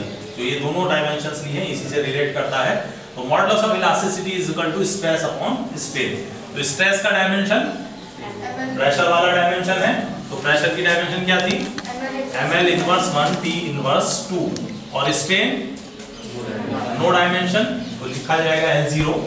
तो जब कोई डायमेंशन नहीं है तो यही रह जाएगी जो ऊपर है, तो डायमेंशन हो गई ml इनवर्स 1 t इनवर्स 2, और यही डायमेंशन आप देख रहे हैं क्या थी? प्रेशर की। तो pressure, stress, modulus of elasticity की डायमेंशन कैसी हुई? सेम। इसमें भी अभी और आगे देखें, जो मॉडुलस ऑफ इलास्टिसिटी है इट इज ऑफ 3 टाइप्स। जब आप किसी ऑब्जेक्ट पर फोर्स लगा रहे हैं तो उसके अंदर किस टाइप का चेंज आ रहा है, उसके बेसिस पर मॉडुलस ऑफ इलास्टिसिटी 3 कैटेगरी की होती है। मान लीजिए हमारे पास कोई रॉड है, उस पर फोर्स लगाया तो चेंज इन मेनली लेंथ में आएगा। तो उस समय जो कोफिशिएंट होता है या मॉडुलस होता है उसे हम कहते हैं यंग्स मॉडुलस, यंग प्रत्यास्थता गुणांक। तो पहला होता है यहां पर यंग्स मॉडुलस, यंग्स मॉडुलस या यंग्स मॉडुलस ऑफ इलास्टिसिटी कह सकते हैं, हिंदी में कहते हैं यंग प्रत्यास्थता गुणांक। y से इसे रिप्रेजेंट करते हैं, तो इसकी भी डायमेंशन वही होगी ml इनवर्स 1 t इनवर्स 2। तो किसी भी न्यूमेरिकल में करते समय आपको दिया जाए कि इस पदार्थ का यंग प्रत्यास्थता गुणांक, तो यंग प्रत्यास्थता गुणांक मींस मॉडुलस ऑफ इलास्टिसिटी, और मॉडुलस ऑफ इलास्टिसिटी दिमाग में आते ही आपको क्या आ जाना चाहिए? प्रेशर वाली डायमेंशन। तो एक प्रेशर की डायमेंशन लर्न करते ही बहुत सारी डायमेंशन कवर हो रही हैं, pressure, stress, modulus of elasticity, और उसमें भी 3 वैरायटी है उसकी। दूसरी कहलाती है बल्क मॉडुलस।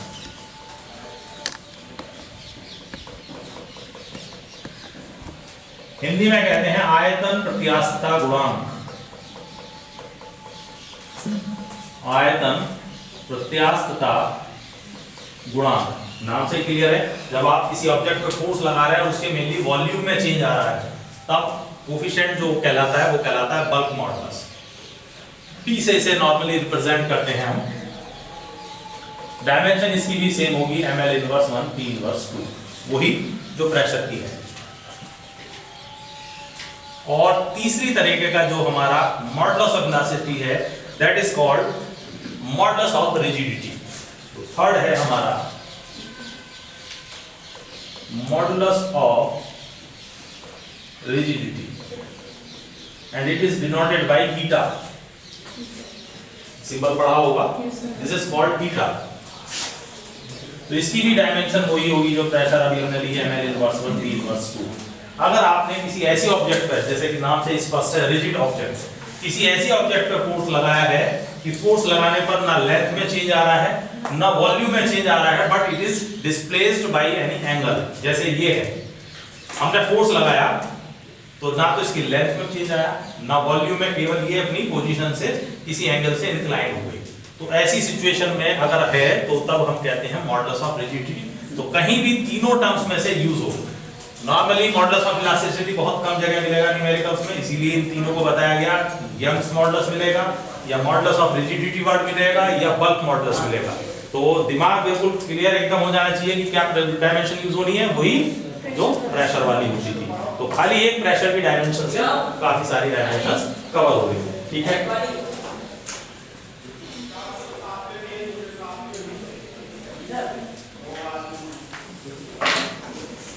इसके बाद एक और डायमेंशन लेते हैं, that is movement of inertia.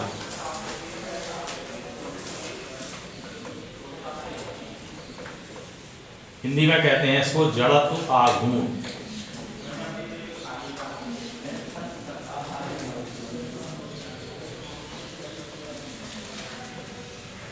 I is equal to mr square, mass into distance का स्क्वायर। किसी भी पार्टिकल का मूवमेंट ऑफ इनर्शिया का पूरा चैप्टर हमारे यहाँ इसके लिए। तो मास इनटू जो एक्सिस ऑफ रोटेशन है उससे डिस्टेंस का स्क्वायर। तो डायमेंशन अगर आप लें तो मास का क्या होगा m, और डिस्टेंस के लिए l, और उसका क्या है स्क्वायर। तो इसका मतलब dimension of movement of inertia क्या हो गया ml square.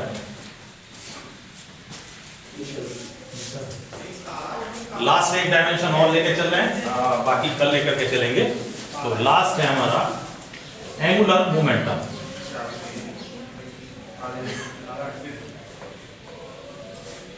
Angular momentum L is equal to है I ओमेगा। चलिए इसको कल ही लेकर के चलेंगे, ओमेगा बताना पड़ेगा अभी आपको, ओमेगा नहीं लिया हमने। एंगुलर वेलोसिटी, ये स्टार्टिंग की केवल 10 डायमेंशन जो शुरू में आज बताई है उनको मेमोराइज करके आइए, जिससे कल बाकी तेजी से आपका समझ होगा। ठीक है, थैंक यू।